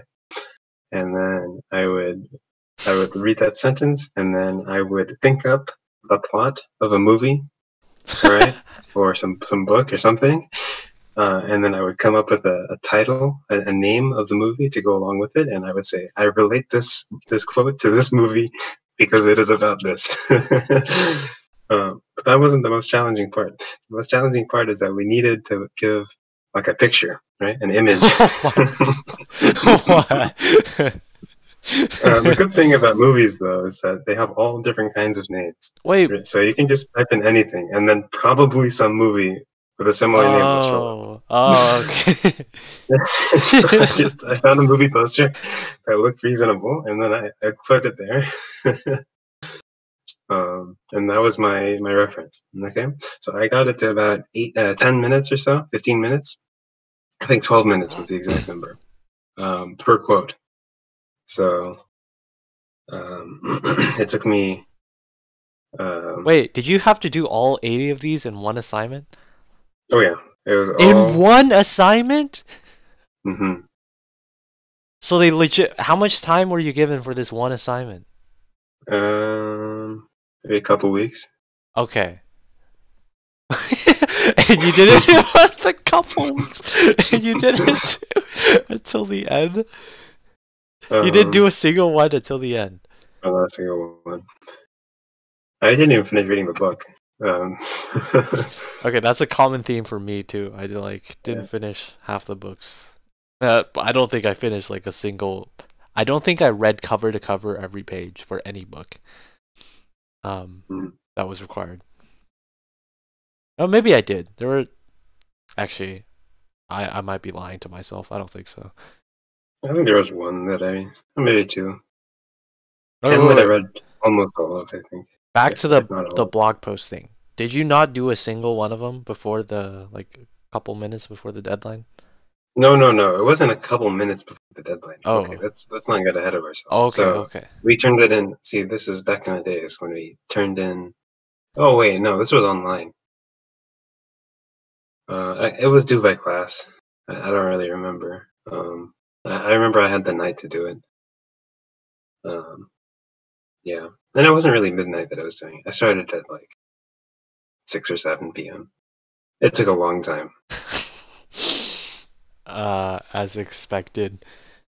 Yeah. That sounds like that is a very I don't need a journal to remember that. Okay, I have a very distinct memory. I will remember that for a very long time. But it was probably the worst experience doing homework I've ever had. Holy shit. Yeah, that's hard to top. That's just the beginning of a long list of grievances I have. Okay, wait. I want to hear more. Is that the worst grievance, or just? That's the worst. Yeah. Okay, that's the worst. Of them. All right. But I mean, it was so bad. Like, it was an American history class. One of the teachers had never heard of the Spanish flu. Like, we were talking about something I don't remember, disease related, and somebody brought up the Spanish flu, and the teacher was like, "What's that?" like what? That was little things. I forgive them for the spelling mistakes.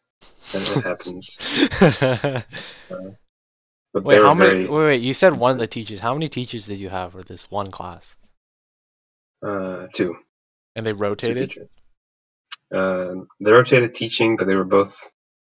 I think it was like the first hour was one teacher, the second hour was another. Sort of thing. Wait, did one do history and one do the language English stuff? Or they both did both? It was like a mix. Yeah, it was like they both taught the class. You know, it was. They were just 2 teachers that taught the same thing. You know. Wait, so how did the English and the history teaching in the class mix together? Like, was the first hour doing English stuff and then the next hour doing history stuff? No, so it was like it's a survey of American culture, right, and history. So, you learn some history. You have like a textbook reading about what's going on, and then you look at artwork and stuff, and then you read something from the time period, and then so for the history part, you know, if we're prepping for the AP exam, we're gonna write like a TBQ or whatever on the history. Those things. And we had like history tests, and then for like the culture part was more for the English, right? So we'd read the book and then we'd write. Although the English language was not the one where you had to write essays about the book, right? That was literature. That's a whole nother story. Okay. But yeah, so it's sort of like culture and literature are sort of like literature is part of the culture, and so okay, that's how our English thing was done. Okay, so what was like the second worst grievance that you have against the class? Yeah, but the teachers didn't know what they were teaching. That's I mean, like I think I knew more American history than they did. I'm gonna be honest.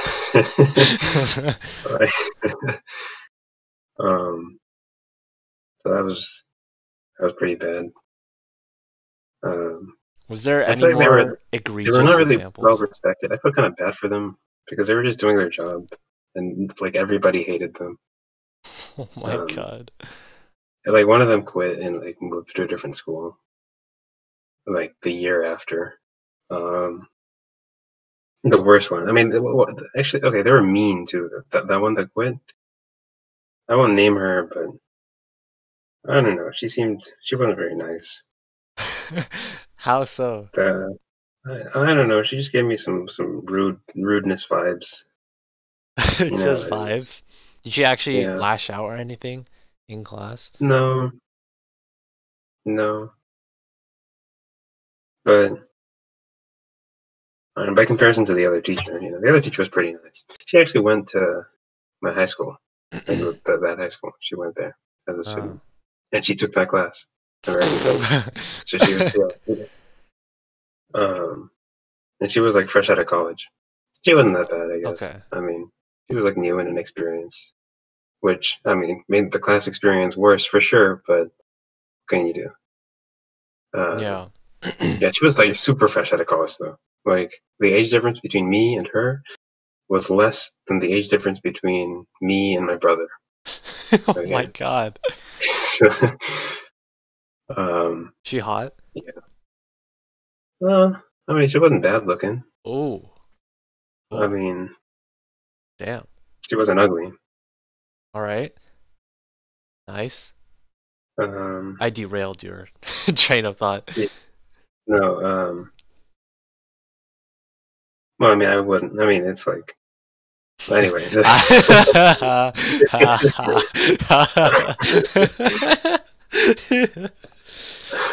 I wouldn't, I but wouldn't. No, no, no, no. She's no. I wouldn't. I wouldn't.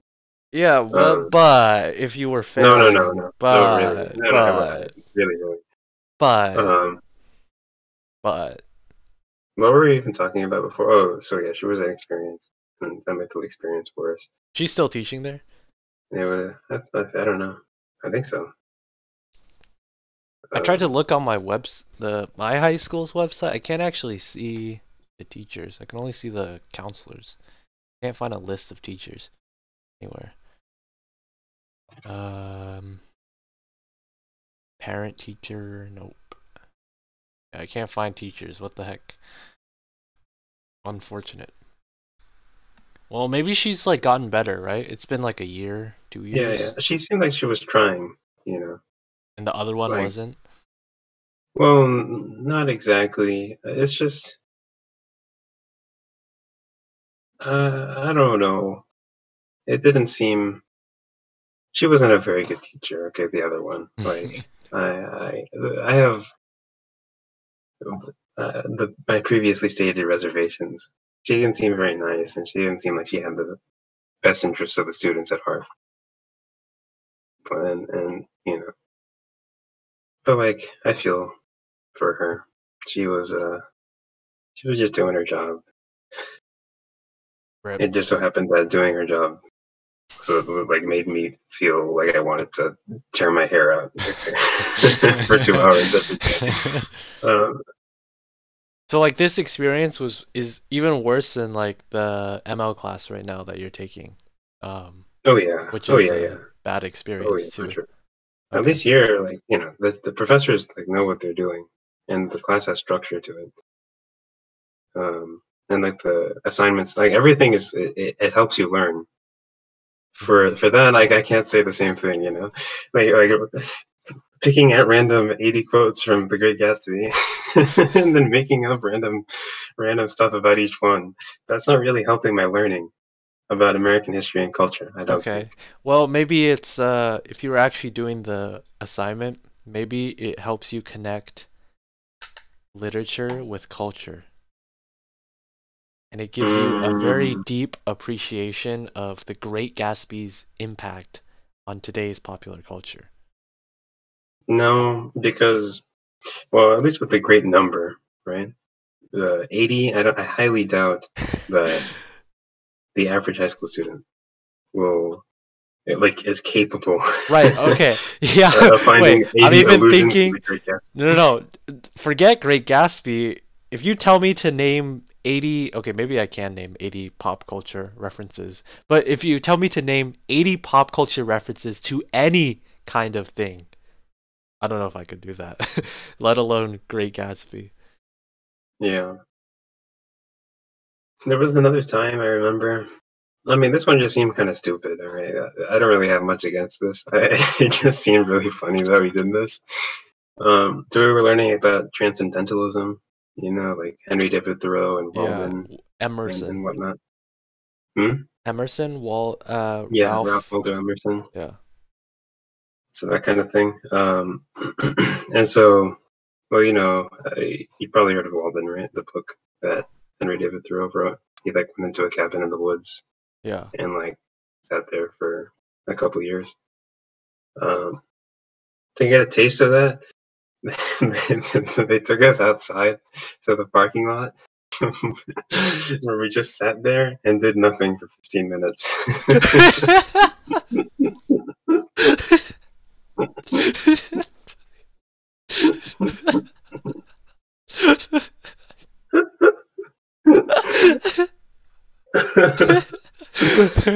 And basically, yeah, so they just took us out there. We sat in the parking lot. Actually, it wasn't a parking lot. It was this little strip of grass between the parking lot and the road. And we just sat there. We listened to the traffic going by.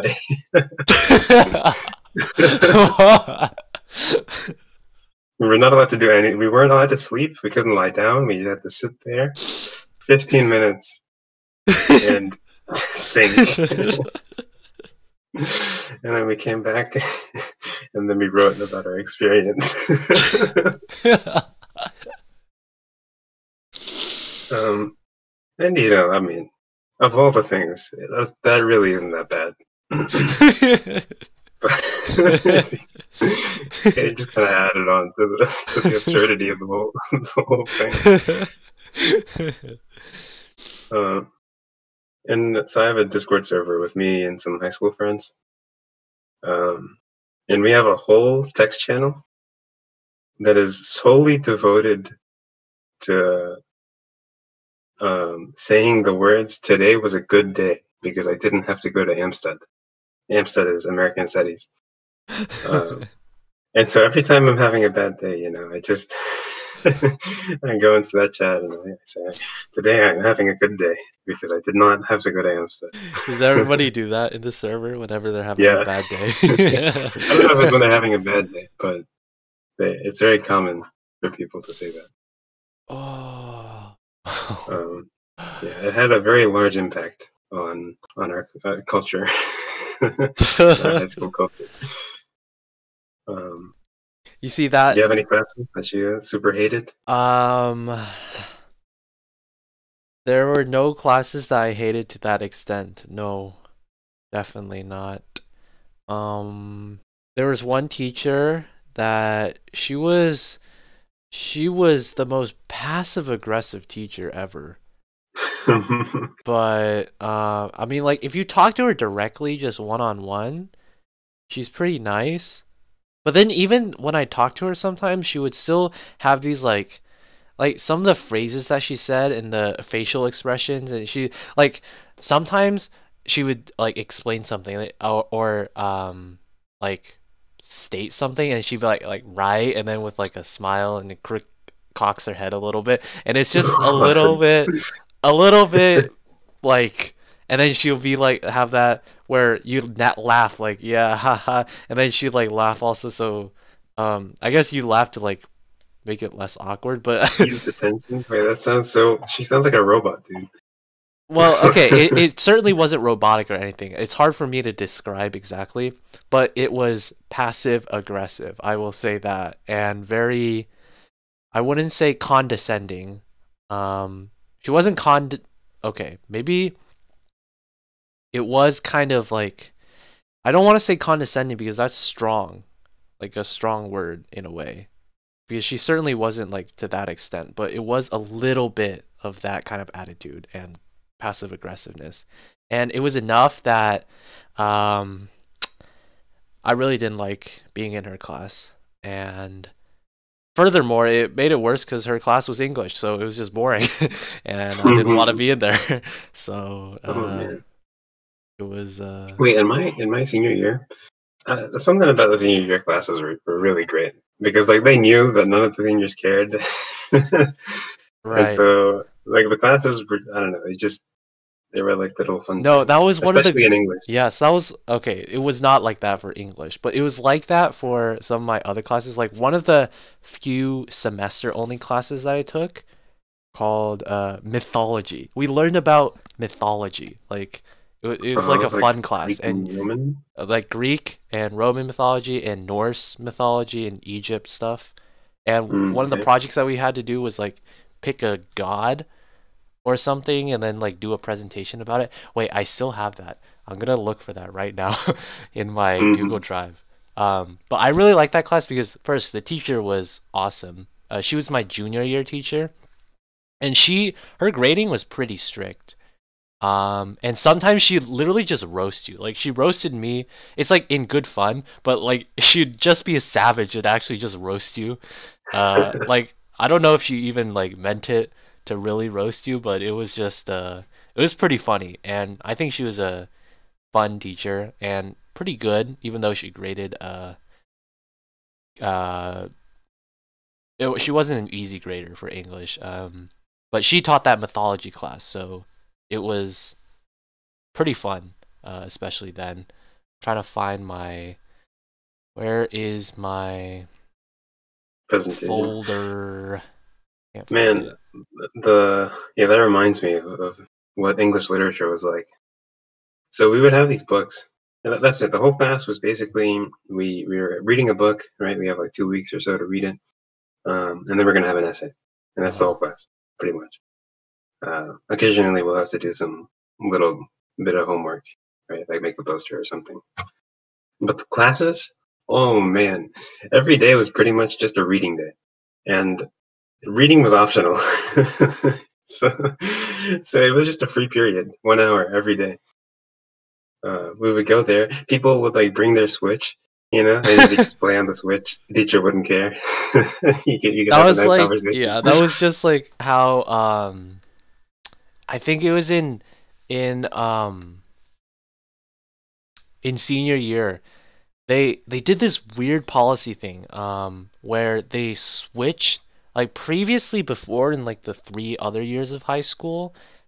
It was like we had advisories and some kind of um like it rotated between each class having some kind of extra time during like a specific period of the day. Uh, I actually forgot how it worked now, but what I do remember is okay. First things first. In senior year, the school district did this weird policy shift or change where for Wednesdays we just had a shorter day, like just randomly Wednesdays it ended school ended like an hour 30 earlier. All the classes were What? condensed, and I forgot why the reason they did that, but we just had shorter Wednesdays. Um, and I think in that rotating period where each class had like some kind of extra time uh, during the week at some point, like half the classes, it was just kind of like a study hall thing where you just went on your phone and didn't actually do anything. um, That's my high school experience. Just like there was so much time. Okay, this is part of the reason why I okay maybe I'll revise what I said about not caring about whole year courses. Most of the time is just dead time. yes. There's actually not that much like teaching that happens. Um, Mm. most of the time you're just like sitting there doing nothing in class. It's like daycare, because your parents are at work. Teenager high school daycare. That's what No, it that is. I really mean, is, yes. I don't think it was as much of an extent for my high school. Like I felt like we were actually doing stuff for most of the classes, but there definitely was a lot of dead time where we were just in Teenager daycare. Teenager daycare. That's crazy. I mean, like, actually, now that I think about it, there was so much dead time. I think there was more dead time than actual learning time Wow. because there's so little content, right? I mean, what did we learn in high school? Not much, Um. right? Yeah, maybe. Like, um, like, I remember one time during my English literature class, I asked the teacher, like, I had a test later that day, and I forgot my calculator at home. I asked the teacher if I could go home and get my calculator. And she was like, "Yeah, sure. Just make sure you're back by the time class ends." um, Imagine you so lived then on I the other left. side of town. You just No. gone the whole class. Like I Oh. remember I had a friend. Um, he would ask the teacher if he could use the bathroom. Um, and he would like it was like an inside joke between him and the teacher, right? He would ask him if he could use the bathroom, and he'd just like leave. And he just Um, leave the whole class. yeah, yeah. He would no, but he would have to leave his stuff there because he was using the bathroom. And so he'd come back like 40 minutes later to get his stuff. Leave for 40 minutes. Quick escapade to the juul room, the hmm weed The room. jewel room. Yeah, Yeah, the juul room. why did they put toilets in the jewel room? Yeah, I know that was like a um. That Yo, was there was like a actually that was joke not my joke. also That about was mhm. the I don't know why, but the oh no, I remember this. Um, the for a couple of the boys' bathrooms, what happened is people just started vandalizing the dividers between urinals, and I don't know if it was just vandalism or people just started breaking them. So at some point they just removed them all. So if we're peeing, we're just like right next to each other and there's no dividers. Which I guess is common in public bathrooms, but uh, it's just like, hey, bro, what up? And you know, it the really sucked one because between urinal. classes, okay, Yeah. I distinctly remember the middle bathroom, upper hallway, second floor, middle bathroom, 5 urinals, which means, proper etiquette. Usually, only 3 people are peeing because you gotta space yourselves out because there's no dividers. Right, right. So Of you course, have of one course. urinal in between, which really sucked during peak traffic when everybody is like trying to use the bathroom between classes. I mean, Wait, people. so that rule was respected when Okay, no. People would actually would go in between and stuff, but generally sometimes like if there wasn't a whole lot of people waiting in a queue, like you would wait. Like if you were just like the lone person and there's 3 people using, you wouldn't use the fourth. You just wait Mm, there because we didn't have fucking dividers between the urinals, and people just want to respect your don't want to just go up that's to funny. some dude who's peeing and just yo, what's up? So yeah. Now that I think about it, My high fucking school was such, I mean, especially senior year, dude. Oh man, I might have said this in the podcast actually. One of my classes, it was like dual credit with the community college, yeah. and so it was only 4 days a week. And it was like during fourth period, which was also lunch period, right? So the way our high school worked was there were 2 hour long ish lunch periods, and so you would be assigned one of them, and then the other lunch period would be your fourth period. Hmm. And so anyway, every Friday I didn't have fourth period, so I just have a 2 hour long lunch, and we would have 2 hours to just like do whatever we wanted. And so we would like intentionally go to like the farther Chick-fil-A just because we could to kill more time. One time we went to downtown. Um, Bruh. but so yeah, I mean, it was just things like that, man. Yeah. I found that mythology presentation. Uh, it's about Sekhmet. You can see my Oh, the slides. daughter of Ra and the wife of Ptah. Yeah. Of course. Daughter Yeah. of Ra, wife to Ptah, member of the Memphite, seen as the something with the war. Yeah. Then I had to talk about stories and then pop culture. Look at that. Pop culture references of the Mm. boss character in Assassin's Creed Odyssey. The Two red pyramid. That's kind of cheating, don't you think? featured in the Oh, well, no, that counts. Come on. It's like Yeah, I a guess it counts. direct pop culture reference. Yeah. So there's that. Do you ever read that series, The Red Pyramid? I read the first. Maybe I read all of them actually. I don't really remember what it was about though. Yeah. I never read Percy Jackson though. That was the one most people read. What? Yeah, Like any of them or the not a whole single series? one. Not a single one? Mm. I feel like okay, they're very formulaic. Like I feel like I can describe to a T how each book goes, the general structure, but I feel like it's a part of like growing up, right? During this Yeah, era when they were coming out. yeah. I And feel like I'm missing you out, are on missing out. I some. feel like you should I should read before them now. before the next episode, why don't we why don't you read them and then we can discuss your thoughts next episode. How about And that? you want me to read a whole book? Well, I guess it's for Dude, like one book children, is right? like really easy. Because these are like 200 pages and it's like for young adults, right? And young adults, I don't mean like young adults. I mean like teenagers, like 13-year Like olds. 12-year-olds. Yeah, Yeah. like 12-year-olds, 13-year-olds. So it's not going to be hard at all for you to finish a book over a Yeah, week. sometimes that's the thing, right? I feel like it's too late now. It's No, it's like not. No, it's not. No, it's I mean, not. I'm gonna be I reading a wanted book written for children, I but want I to don't know, man. dispel that notion. It's not too late. 'Cause, Okay? I mean, I feel like it's not the best use of my Why time don't we either. say that okay? We're doing a promise right here. On this live on this Well, I don't podcast. know about Yeah, that. no. Come on, come on, come on. We're doing it, right? I will reread it with you. I have the books in physical copy at my house and I will reread them with you for next week's episode, okay? Hmm. We're turning next week into a book club episode.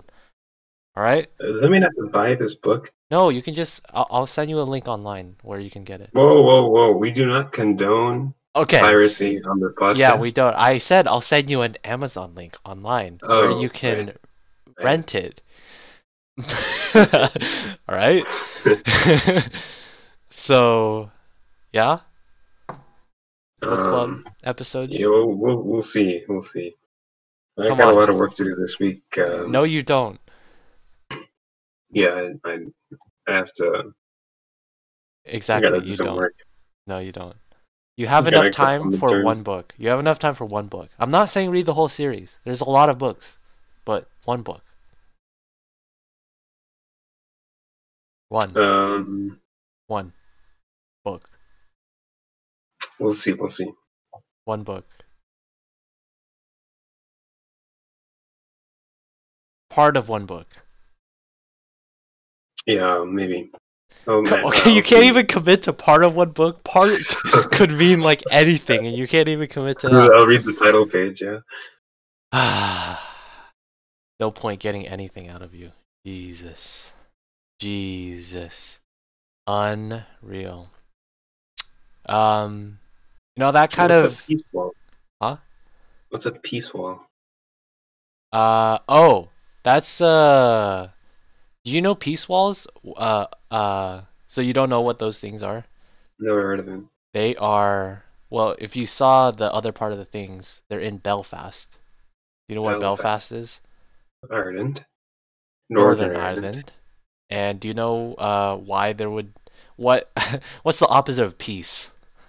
That would be war, I think. And do you know any connection why Northern Ireland might have like war or turmoil at The some point in troubles, history? the troubles. Yeah. Yeah, so that's what those walls were for. I didn't know they were a thing, but there's a thing called peace walls in Belfast, and they're actually supposedly to separate Protestant and Catholic neighborhoods, so they don't like fucking keep So fighting they each other don't. and kill each other. And apparently they're still a thing now, and even more of a thing now. Like there's more walls built than when they were first built. Like they keep building them because the tensions are just Really? still there. Fucking Yeah. I area. mean, the troubles weren't too long ago. And the Good Friday Agreement was only 30 years ago. No, Yeah, 20 years ago even. I don't Yeah, know anything about that. Like, I don't know what you were saying, the troubles, or I yeah, that's the whole conflict was called the troubles. oh, I didn't know that. So I didn't know a lot about it. The reason why I just like learned this recently was because was it yesterday or 2 days ago? There were like the did you hear about that news? Um, Uh, which news? like there were loyalists. There were people that like firebombed a bus, and there were like riots in Belfast. And Oh, yeah. yeah. I mean, the part of the EU deal, right, Mm. was you cannot put a border, like a hard border between Northern Ireland and Ireland, because like there's so much work went into getting rid of that border. um, yeah, it's like really touchy. Like you think of Europe as the being less largely peaceful, um, like no war for the last 70 years or whatever. But I mean, Ireland Wait, in the that's not 1990s true. was I mean, was really bad. like Yugoslavia, that whole Balkan region, there was war like in the Mm. I 90s, mean, right? Western Europe. I mean, Okay, yeah. Yeah, there's still places all over um, where it's very touchy. Um, I'm not gonna comment on anything because I don't know anything. So yeah. it was just something interesting that I learned about. Peace walls, literally segregating neighborhoods based on religion. And I mean, it's not just religion, it's also because I think Protestants are like with the UK, the Catholic Irish. So that's that. hmm Nice. Well, great. We talked a lot. I still have I still want to talk a bit more, perhaps next time, about like some of these documents that Yeah, I I would say had. it's a treasure trove here. Yeah, I know. There's a couple other things that I want to talk about. But we'll leave those for next time's episode because we've gone pretty long on this one. Um, so any final thoughts about some of the things that we talked about? Are you getting PTSD again just from thinking about Amstead? Yeah, it was a horrible time, man. On the bright side, it was like it was good nap time. You know, there were like 40, 50 kids in the class, and you'd think that I'd be like sticking out because I'm like the tallest kid in the class, but no, the teachers tend not to notice me very much if Hmm. I keep down low, You so I can get keep away with down. sleeping. Um, you know, I had calc the next period, so every time I had a calc test, boom, 2 hour study period right before. It's great. Hmm. Easy. Um, yeah. Sometimes we'd watch movies because it's like a 2 hour period, you know? Okay. Um, and that wasn't so bad. Like we watched The Crucible and Lincoln. So they're both Daniel Day-Lewis movies. They were Hmm. pretty good. Nice. Um, we watched Casablanca, which Okay. I missed one day of, and then the other day I was paying attention. So I don't actually know anything about Casablanca. But I mean, that would have been fun, I think, if I were there. Yeah. So silver linings, right? It's not Yeah, yeah. I mean, I could have watched them on my own time anyway. And I feel like that time would would have you been better have spent actually learning something. studied for calc on your own time? Yeah. Really? Sometimes, well, yeah, I mean, some things are, yeah. I, as I said previously, I don't give up um, doing work when there is no alternative. Hmm. If I have Okay. to do it in order to maintain the grade, then I will do it. I'm not like some lost cause that has developed these terrible habits. I think rationally, and I will make the decisions accordingly. You're So if I don't have rationalizing. to, You're rationalizing. I'm I'm not rationalizing. This is rational thought. I think like if this is true, then I would do my work. Right. This is the implication. and I have done my work. So We've come full all is well. circle from the beginning. We're back to rationalizations. Yeah, and that's the perfect way to end the podcast. See you next time. Thanks for watching, everyone. Thanks for watching, listening. Listening. Smash that like button. Hit the subscribe and notification bell. We'll see you. See you? Listen you? How do you say We that for will- audio? Is We it will see you? talk you later. We will talk to you next week, next time. Bye, everybody. Whoa, let's not make too many commitments. Well, next episode we will. Wait. No.